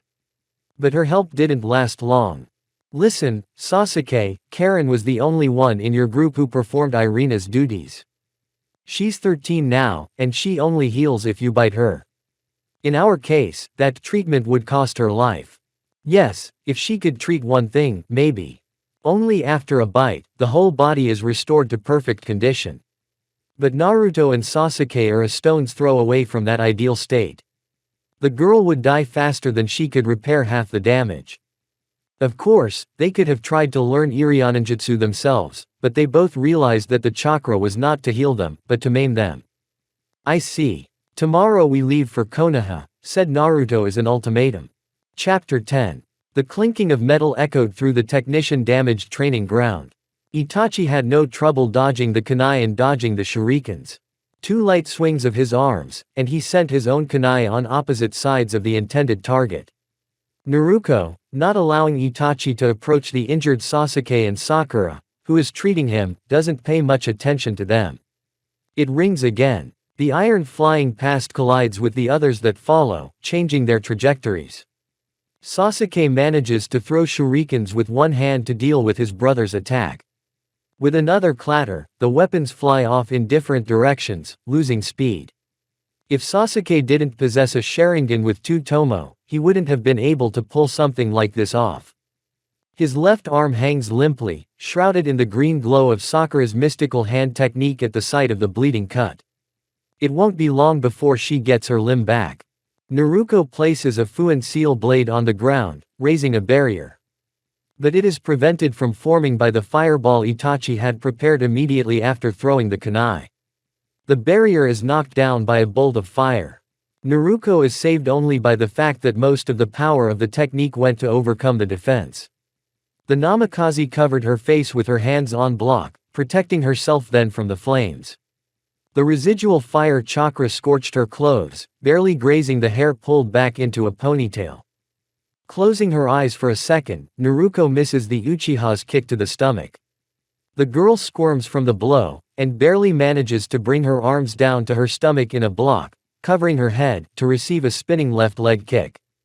Her hasty defense fails to resist the force of the blow and the forearm crashes into her head, disorienting her for a moment and leaving an unpleasant ringing in her ears. The next blow did not follow. Sasuke had already regained his balance and forced his brother, who was about to continue the beating, to dodge the shurikens flying at him from various directions. Naruto. Barrier. Sasuke shouted, covering Namikaze's retreat with his throwing iron. Now Sasuke would keep his brother busy for a while so Naruto could close the barrier on the nearly exhausted Sakura, who had already been targeted more than once. Over the past month, Sasuke and Naruto had learned that taijutsu with an opponent of superior speed and strength was too dangerous and useless in real combat, so they kept some distance.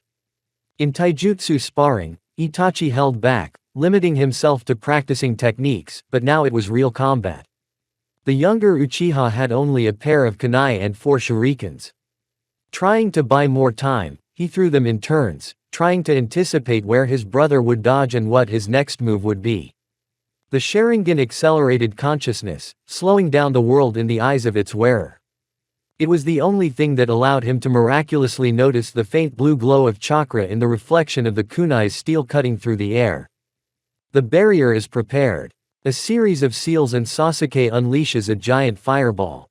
Just in time. From Naruto's side, wind chakra scattered, rushing towards the fire technique, amplifying that one. With a blood-curdling roar and howl, the flames swirl and expand, scorching the grassy debris and completely covering Itachi. In the last instant before his brother's figure slipped behind the wall of fire, the Sharingan noted the direction of his movement. That's it. A chance to win. Now. At Sasuke's shout, Naruto and the Uchiha pull out scrolls. Sasuke detaches a huge shuriken from his scroll and, helping himself with his whole body, throws it in an arc away from the ever-increasing fire technique. The shuriken breaks into blades, which move by inertia and under the control of Sasuke, who holds each of the blades with a thread, cross the clearing towards another tree. The metal fishing line, though twisted, still creates a small wall of 8 distant strands through the motion of the technique cast a moment before, through which the lightning chakra begins to flow. Sasuke sparingly spends all his remaining chakra on this. It's now or never. His mind raced as Naruto launched a flurry of throwing iron with a sweep of her scroll. Itachi had already dodged the fireball. Behind him is a web of heavily electrified threads, to his left a burgeoning fire technique, and in front of him a wall of kunai and shuriken flies in a wide, dense wave. The technique can't close, he won't have time. If he tries to jump over the kunai, he will be hit by another wave of iron, with no chance to dodge. Yes, there is only one direction to retreat. Itachi jerked forward, aiming to wriggle away from the attack. 2 meters, Sasuke mentally measures, noticing through the edge of his awareness that a playful grin begins to creep across his and Naruto's faces. The Namikaze folds his free hand in a seal of concentration. Cats. Explosive seals go off in front of Itachi. A rumble shakes the ground and the genin who can no longer stand fall to their knees. Sasuke's lips open in an even more joyful smile. Just before the remnants of chakra stopped flowing into his eyes. A second before a torn ball of flames and black smoke erupted from the seals sizzling with yellow sparks, he saw what they had been longing to see. Is this the end? Sakura's calm voice came from behind him. This was only the 3rd training bout for her.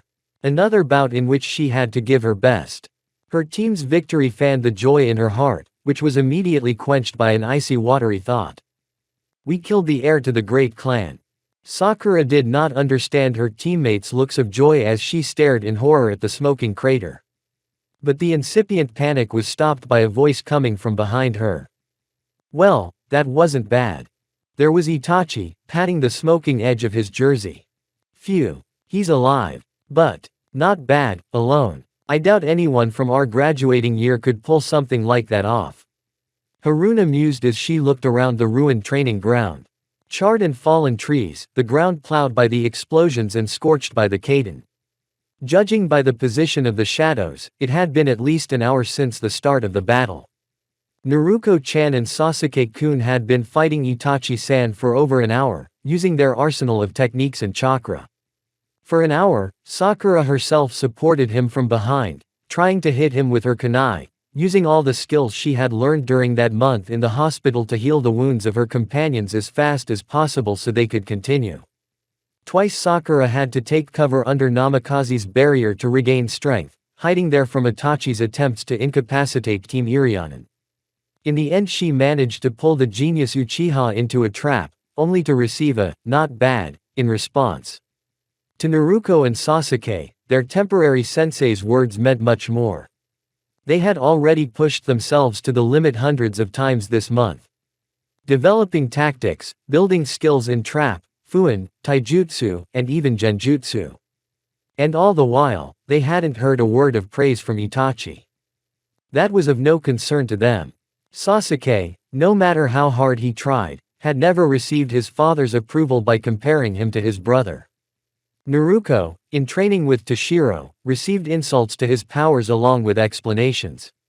Itachi did not point out their stupidity and weakness with insults, nor did he accompany them off the range with a disappointed look. He simply taught. He explained mistakes, corrected inaccuracies. And never once did he say that his results were insignificant. He didn't show it. And the results, in fact, were incredible. Naruto found it hard to tell how much stronger she and Sasuke had become. The praise and satisfaction that echoed behind Itachi's "not bad." For Naruto and Sasuke, it was the best acknowledgement of their success. Naruto followed Sakura's dumbfounded look. She was looking at Sasuke. At an overly pleased Sasuke. Before, he had never allowed himself to smile, he looked at everyone with a frown. Now, there was a grimace of joy on the Uchiha's face that Naruto was having a hard time finding a comparison. She, of course, was also happy for the success of her improvisation, especially when the previous preparations had gone to waste and all that was left was a small patch of dirt with explosive labels hidden in it, but… Sasuke. What are you doing? He activated his Sharingan. At the last moment before the explosion. A couple of sentences that explained Sasuke's behavior and caused Naruto to start smiling the same smile. During all the time Itachi had been training, he hadn't used the power of his eyes. It was his way of limiting his powers, as well as reducing his body speed and the power of his techniques.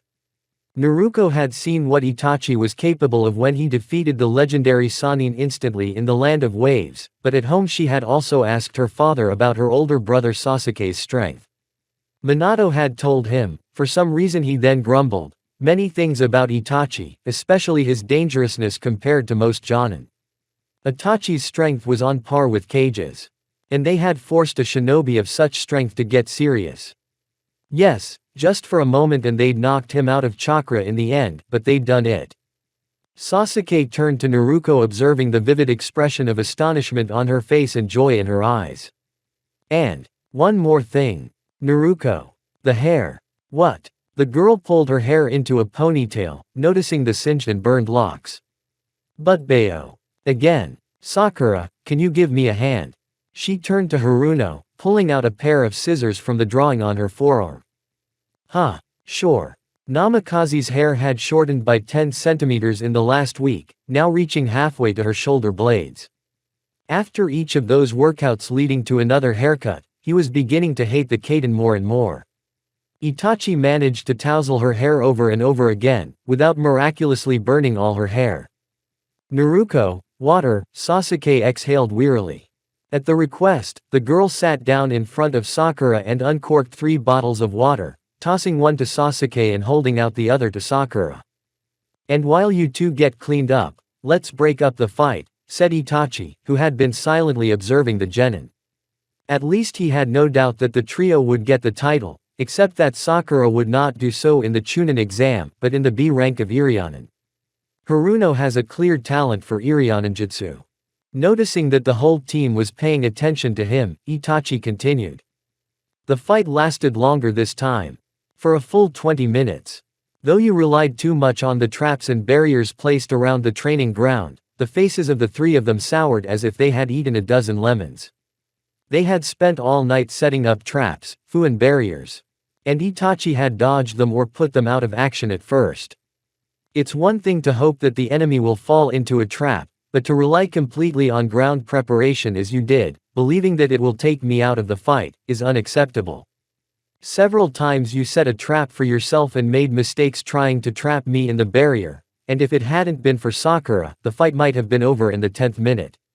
Next. The fight continued for another 15 minutes. Both Naruto and Sasuke were oblivious to the fact that the Irionin of their team was someone they would try to eliminate as soon as possible. Sakura herself lacked stamina and reaction speed, and yet she still occasionally tried to support her teammates in battle, forgetting that she had to look out for her own safety first and foremost. No, it would be one thing if the enemy only focused on the front-line fighters, but that was not the case.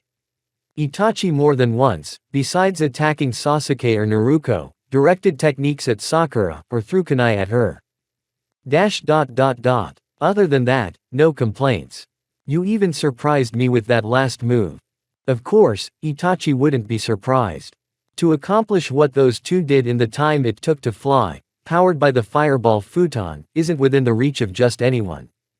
I think you're quite prepared for the Chunin exam. Itachi-san, Naruto began cautiously, can you make any recommendations for passing the exam? No, I know it's forbidden to divulge details, but… Itachi thought for a moment, mentally calculating what stages could be arranged this year. Nothing specific. Just treat the exam as if you were on a mission. Yes. Prepare as if it were the most difficult mission you'll ever undertake outside of Konoha. Looking at the serious faces of the genin, Itachi was certain that they had correctly understood the meaning of his words. In the settled silence, the cawing of a crow was heard through the rustle of leaves. Itachi raised his eyes to the sky, watching as the black bird circled a few times over the mountain ranges before flying away. And they're coming soon. That is all for now. You are dismissed. You have 2 days off before the exam. Hi. The three nodded in sync as they left the range. I think we should celebrate. The departing trio was heard to say. Ah, where? What kind of question is that, Sakura? At Ichiraku Ramen, of course. PFF'd, snorted the only boy on the team and after a second shook his head. He sighed. Well, let's get going. Itachi didn't hear the rest of the conversation. A smile brushed his lips. All right this time. Noticing the vigilante Anbu's departure, Itachi looked around the training ground. So who's going to clean up the remaining explosive tags? It's not even considered shameful to set traps before training, but what if some careless genin stumbles upon the place after a while? There was no need to turn the home village into an obstacle course of deadly traps. Sighing wearily, Itachi quickly disarmed the remaining traps before heading to meet the two new genin, noting with a twinge of conscience how many explosive tags had been set. I was lazy to create so many for the sake of training. Now we have to protect ourselves from another observer. Since the beginning of the training, Itachi had felt the attention of another person. This same observer had just appeared from behind the trees at the edge of the training field. Hello, Toshiro-kun, the elder Namikaze grimaced slightly at this treatment. The mere fact that Itachi was still superior to him in so many ways pissed the scarlet-haired man off. Itachi never failed to remind him of his superiority to the kun, despite the fact that they both had rank and genius status, and the age difference was negligible. This was the only occasion when Itachi allowed himself to deviate from etiquette by not using the honorific, san.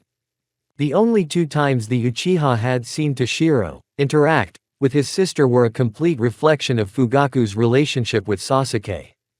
Only, if Fugaku equated Sasuke with Itachi, Toshiro equated Naruto with himself. Itachi-san, Namikaze nodded, keeping a polite smile on his face. Keeping an eye on your sister. Observing. Who would have thought that Naruto would only take her training seriously when she saw a real shinobi fight? Itachi was silent at that. Toshiro, for his part, was clearly pleased with how much his sister had grown as a shinobi this month. Do you need anything else? Just one thing. Toshiro became serious. Are you going to continue training them? Yes. That answer was enough for Toshiro, and with a farewell gesture he left with a shunshin. Naruto and Sasuke were already waiting for Itachi at the agreed place outside the walls of Konoha, where he should have gone now. The requested medicines and drugs had to be delivered, and it was worth a possible strategy in case of incidents during the examination. And how has Sasuke brought eternal Mangekyo to this state? Now more than ever, Itachi regretted the clan's lost trust. Not many Uchiha became Irionin. In the history of Konoha, they could be counted on the fingers of one hand. And if Itachi had had his former authority, he could have ordered Kagutsuchi healed and ordered the Irionin to keep quiet about what had happened. Yes, only 6 months ago his authority was on par with that of Fugaku and the clan elders, which allowed him to do such a thing outside of. In the current climate, that's not possible. So we will have to make do with other means. The main thing is that Sasuke's eyes will be restored in the third phase of the test and he will be able to use at least 3 tomo. The sound of footsteps echoed down the dark gray hallway, barely drowning out the tapping of his cane. Shimura Danzo was returning to his office. Negotiations with Orochimaru had gone well, and the price for his participation in the plan seemed acceptable. Though Danzo had been hesitant to resort to such methods until the last moment, hoping to solve the problem on his own and with as little damage to Konoha as possible. When Minato Namikaze replaced Hiruzen as Hokage, Shimura had assumed that the fourth would be as mild-mannered as his predecessor. But Danzo was wrong. During the Kyuubi's attack on Konoha, Minato showed more determination than Sarutobi, though in the end he did the honorable thing, giving his life for the village and trusting the fourth. But it must be said that Minato's determination was not shown during the battle, but afterwards. The day of the attack on the Leaf was a terrible tragedy for everyone in the village. Hundreds of shinobi had lost their lives, more were wounded and on the verge of death, and what to speak of the civilians. There were not enough Irionin for everyone, and Tsunade, who could solve the problem, was drunk somewhere in the territory of the Fire Country, as it turned out to be in the village of Inashiki. Sarutobi had delayed his return for a long time, so as not to allow the last Senju to be dragged to Konoha by force. The girl needs time, let her come to her senses, Hiruzen had said at the time. For several years that girl had done nothing but squander the rest of the clan's money in gambling establishments and drink it away at every opportunity. Danzo thought of her, thinking to himself that if he had known how Tsunade would be affected by the death of her brother and his lover, he would have put root agents to watch over them. No, Naoki should have had guards assigned to him even without that, or better yet, he should not have been allowed to go to the front without proper training. The grandson of the first Hokage and heir to the Senju clan was an important figure that the staff had managed to lose on the battlefield, even if they had the strength of Orochimaru, the team captain. Namikaze, on the other hand, did not show Hiruzen's weakness. Even more so. First, having decided that Tsunade was capable of healing the wounded, he sent a message to Anbu to relay, asking him to return to the village, describing the situation in Konoha there as well. At that time, there was a meeting of elders and clan chiefs, so Danzo was present when Anbu entered the room, saying that Princess Tsunade had sent a reply. Reading this reply, the fourth's face reflected surprise, replaced by incomprehension. The meeting ended the moment Minato hissed under his breath with an icy stare, either she does her duty, or she will be declared Nukenin. Not everyone who heard this approved of such a measure. The counselors were mostly against such a thing. Tsunade was one of the legendary Sannin, head of the Senju clan, and an Irionin of rank S. Oh, and that way Konoha might also lose Jiraiya. Danzo understood Kahara and Homura's complaints then. But he was also well aware that Minato would rather drag the last Senju away by force than declare her a renegade. Not when the village was destroyed, hundreds of shinobi were dead or in the hospital, and the village's main weapon, the Biju, was sealed in the children and could not be used on the battlefield, plus Orochimaru's apostasy, Tsunade's drunkenness, and Jiraiya, who was not even in the Fire Nation at the time, and the Uchiha clan, the least affected by the attack, was suspected of trying to take control of the Kyuubi. Unoki himself would surely try to take advantage of this, with the support of the other villages destroying a weakened Konoha. The Hokage left the meeting with Hiraishin, as it was later learned that he had personally gone to look for Tsunade, while a message was left on the table, which was also read by the advisors. Apparently, the message about Senju's refusal to return had not been written by Anbu, who was supposed to send the report, but by Senju herself. It described in garbled characters where and how she had seen Konoha. Tsunade, despite her clan background and the ethics that had been instilled in her since birth, was unusually blunt. Danzo would have gone for the head of the village trader, not only as a Nukenin but as a Nukenin himself. Minato had always been a balanced man, and in any other situation he would have taken it easy, but at that moment it was the straw that broke the camel's back for him. Namikaze, at the head of the route, was not a perfect shinobi. He was emotional, worried about the people in his village and, on top of that, worried about his wife and children, who had to survive the sealing of the fox. 3 hours later, the Hokage returned exhausted, but with the Senju, and judging by the woman's hostile looks, he had taken her with threats. Kaharu, for his part, having asked the council if Tsunade could not be brought back under the pretext of a mission in exchange for a generous sum, heard the sum named by Princess Baba. And the sum was not insignificant. In any other situation, Konoha would have been willing to pay it, but not when all the funds were intended to restore the village's combat capability. In fact, Namikaze had tried to negotiate at first, but it had come to nothing, and that was when the threats came into play. The Senju's relationship with her seemed to be completely damaged, but apparently she had not yet completely given up on Konoha, and was working with full dedication, overcoming her fear of blood. Minato, for his part, skillfully exploited, in Shimura's opinion, Kushina and Tsunade's almost familial bond, softening any sharp edges. As a result, Senju is tied to the Namikaze family, even if she doesn't stay long in the village. She will return when the Hokage calls for her.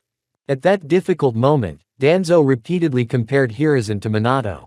At first, he wondered if he was worthy of being Hokage, and later wondered if a worthy Kage would need his own darkness within the village. His old friend Danzo had long been trying to remove him as Hokage. He was soft and often relied on chance, trying to resolve conflicts with peace where radical action was needed. And Hiruzen, even if he had asked his student for help, would probably have left her alone after hearing her refusal. Or to take a different case. Not even 2 years later, Kumo sent ambassadors to Konoha. Under the guise of establishing diplomatic relations, Kumo's shinobi attempted to steal the daughter of the Hyuga clan chieftain, resulting in the death of one of the delegation members. Kumo's actions could have been dismissed as another attempt to steal the shinobi Genkei's keke, but based on information about a meeting between Kumo and Willow on neutral territory, analysts concluded that it might have been a provocation to probe Konoha, which had suffered after the attack by the nine-tailed fox. It was surprising that the tragedy had been hidden for so long without attracting the attention of neighboring countries. The Kumo delegates, after losing their comrade, demanded, "Bring the murderer before their court." It was important for them to know whether Konoha would accept the demands or try to settle. Hiruzen would definitely choose the latter, not wanting to start another war after the bloodshed of the Third World War. Minato had heard only unequivocal denial and counter-accusations of invading territory off-limits to the delegation and attacking Konoha shinobi. The Kumuvians denied everything and threatened almost outright a new war. It only took Namikaze a few ostentatious words to lay siege to Kumo, announcing to his advisors the gathering of troops and the same ostentatious determination to move to the front at any moment. His gamble was also backed up by the clan chiefs with their advisors. The events that followed were more a display of frenetic activity than actual troop training. It was as if all of Konoha was shouting to the departing delegation that it was prepared not only to defend itself, but to go on the attack in the event of an attempt on any villager's life. Before leaving, the delegates sent a hawk, apparently to the Raikage. Not 2 days later, a message from Kumogakure had already reached Konoha. The letter, under the guarantee of the Fourth Raikage, stated the personal initiative of his subordinates to capture a member of the Hyuga clan. They had acted, as you see, without orders. It also said that those responsible for attempting to restart the war would be executed.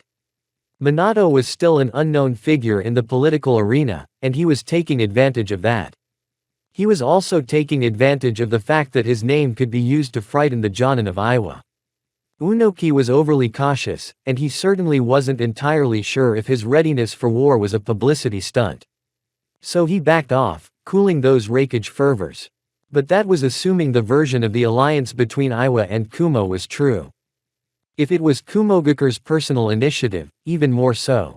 Konoha was victorious, fighting on 3 fronts, concentrating most of the Leaf forces, including the Hokage, in Kumo. Even I did not risk continuing the conflict. Konoha, of course, did not need this war either. The casualties were too great. But with this demonstration, the 4th Hokage showed his willingness to defend the interests of his village, which would save Konoha some trouble in the future. In Minato's actions, Danzo was noticing more and more the traits of his master in Hashirama. Yes, he behaved like the first Hokage with the villagers. He was peaceful, responded to everyone with a kind smile, willing to help anyone. With his enemies, he was just as cold-blooded and cruel as Tobirama. The 4th Hokage was like an amalgam of the first and second, being gentle in some situations and resolutely firm in others. Someone capable of continuing Tobirama-sensei's work. Danzo had to reconsider his role in the life of Konoha, which he had played under Hiruzen. Did the new Hokage need the darkness within the village, or should he turn completely against Konoha's external enemies? Subsequent events have shown that it is too early to think about that. The Uchiha clan. A powerful clan whose members have been consumed by a lust for power and strength since their founding. They have always been a danger to Konoha. No. They became dangerous and uncontrollable after the Senju were almost completely destroyed. That's right, the Uchichi remained under control as long as the Senju clan was strong. Tobirama, despite his hatred of the Uchiha, had seen his favor in the village, and the superior strength of the Senju had kept the violent temper of the Uchiha in check for years. But neither Tobirama nor his clan have disappeared. There is no one left to contain a clan that has become a threat to the village. And the proof of that is the Uchiha who took control of the Nine Tails Uchiha. The investigation was inconclusive, and there was 100% chance that the Uchiha was a renegade and that the clan had nothing to do with his actions, but the fact that the Uchiha were capable of such a thing was enough to prove it. The clan had to be destroyed, or at least weakened enough to do so.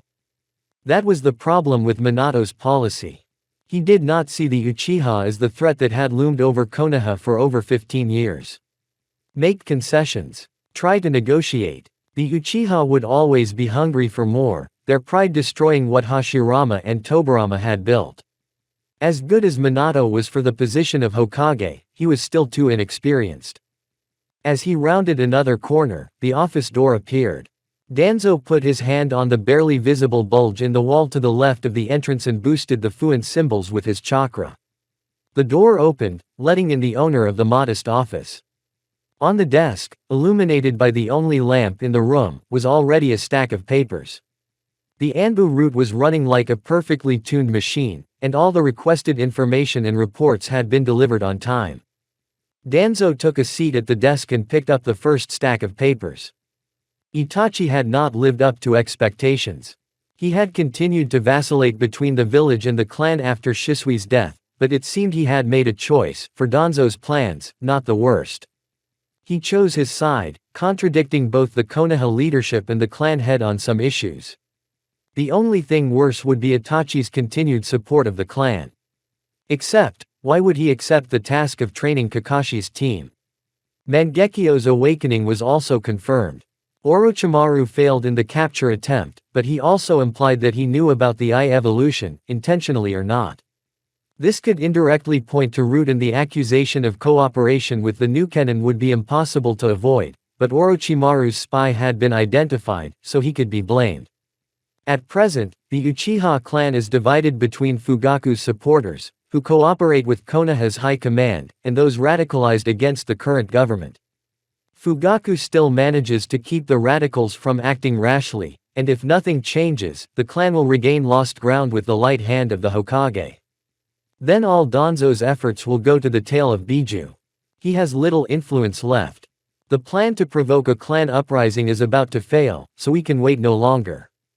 We will have to take a different course of action. As long as the Uchiha clan was away from the rest of the village and all the clan members were concentrated in one place, there was still a chance to get rid of them. He had to make a deal with the renegade, but Konoha would have little to lose by doing so. Orochimaru hesitated for a long time, but agreed. He had a furious look on his face. Orochimaru didn't have to guess for long. A team of his subordinates, who had been given permission by Sannin Danzo to cross the border and promised not to interfere with the search, told him that Kagutsuchi had attacked Orochimaru's village. Kagutsuchi fought with the elite Otogakure shinobi and Orochimaru himself, broke through several meters of solid rock with his fire technique, began to form an S-rank Raiden technique, which he eventually interrupted, finally leaving the country unharmed and without loss of life. Orochimaru was clearly hurt that his opponent considered him so insignificant as to not use his strongest techniques against him, and spat on the fight. At least that interpretation of Kagutsuchi's actions could really piss Orochimaru off. Even if the Uchiha had stolen something valuable, he wouldn't have been able to infuriate the cold-blooded Sannin like that. The subordinates gathered all the information they could about Kagutsuchi. It seemed that he might have possessed Mangekyo. Otherwise, Danzo did not know how he had gotten rid of Sannin so easily. He had in mind that he should be subdued by Koto Amatsukami if possible. Shisui had yet to use it since he obtained the eye. There were still no targets for a technique of this level. The technique takes 10 years to recharge, so a person subjugated by this genjutsu should be of great benefit and have considerable power, military or political. And Kagutsuchi fit the requirement perfectly. He is not as familiar with the Mangekyo Shisui as the Uchiha of the village, and could prepare for the technique if he underestimated his opponent. In that case, Root would get a cage-level fighter. He has a partner who is as strong as the Uchiha. But Kitsune's strength level is unknown, and this opinion is based on hearsay and gossip.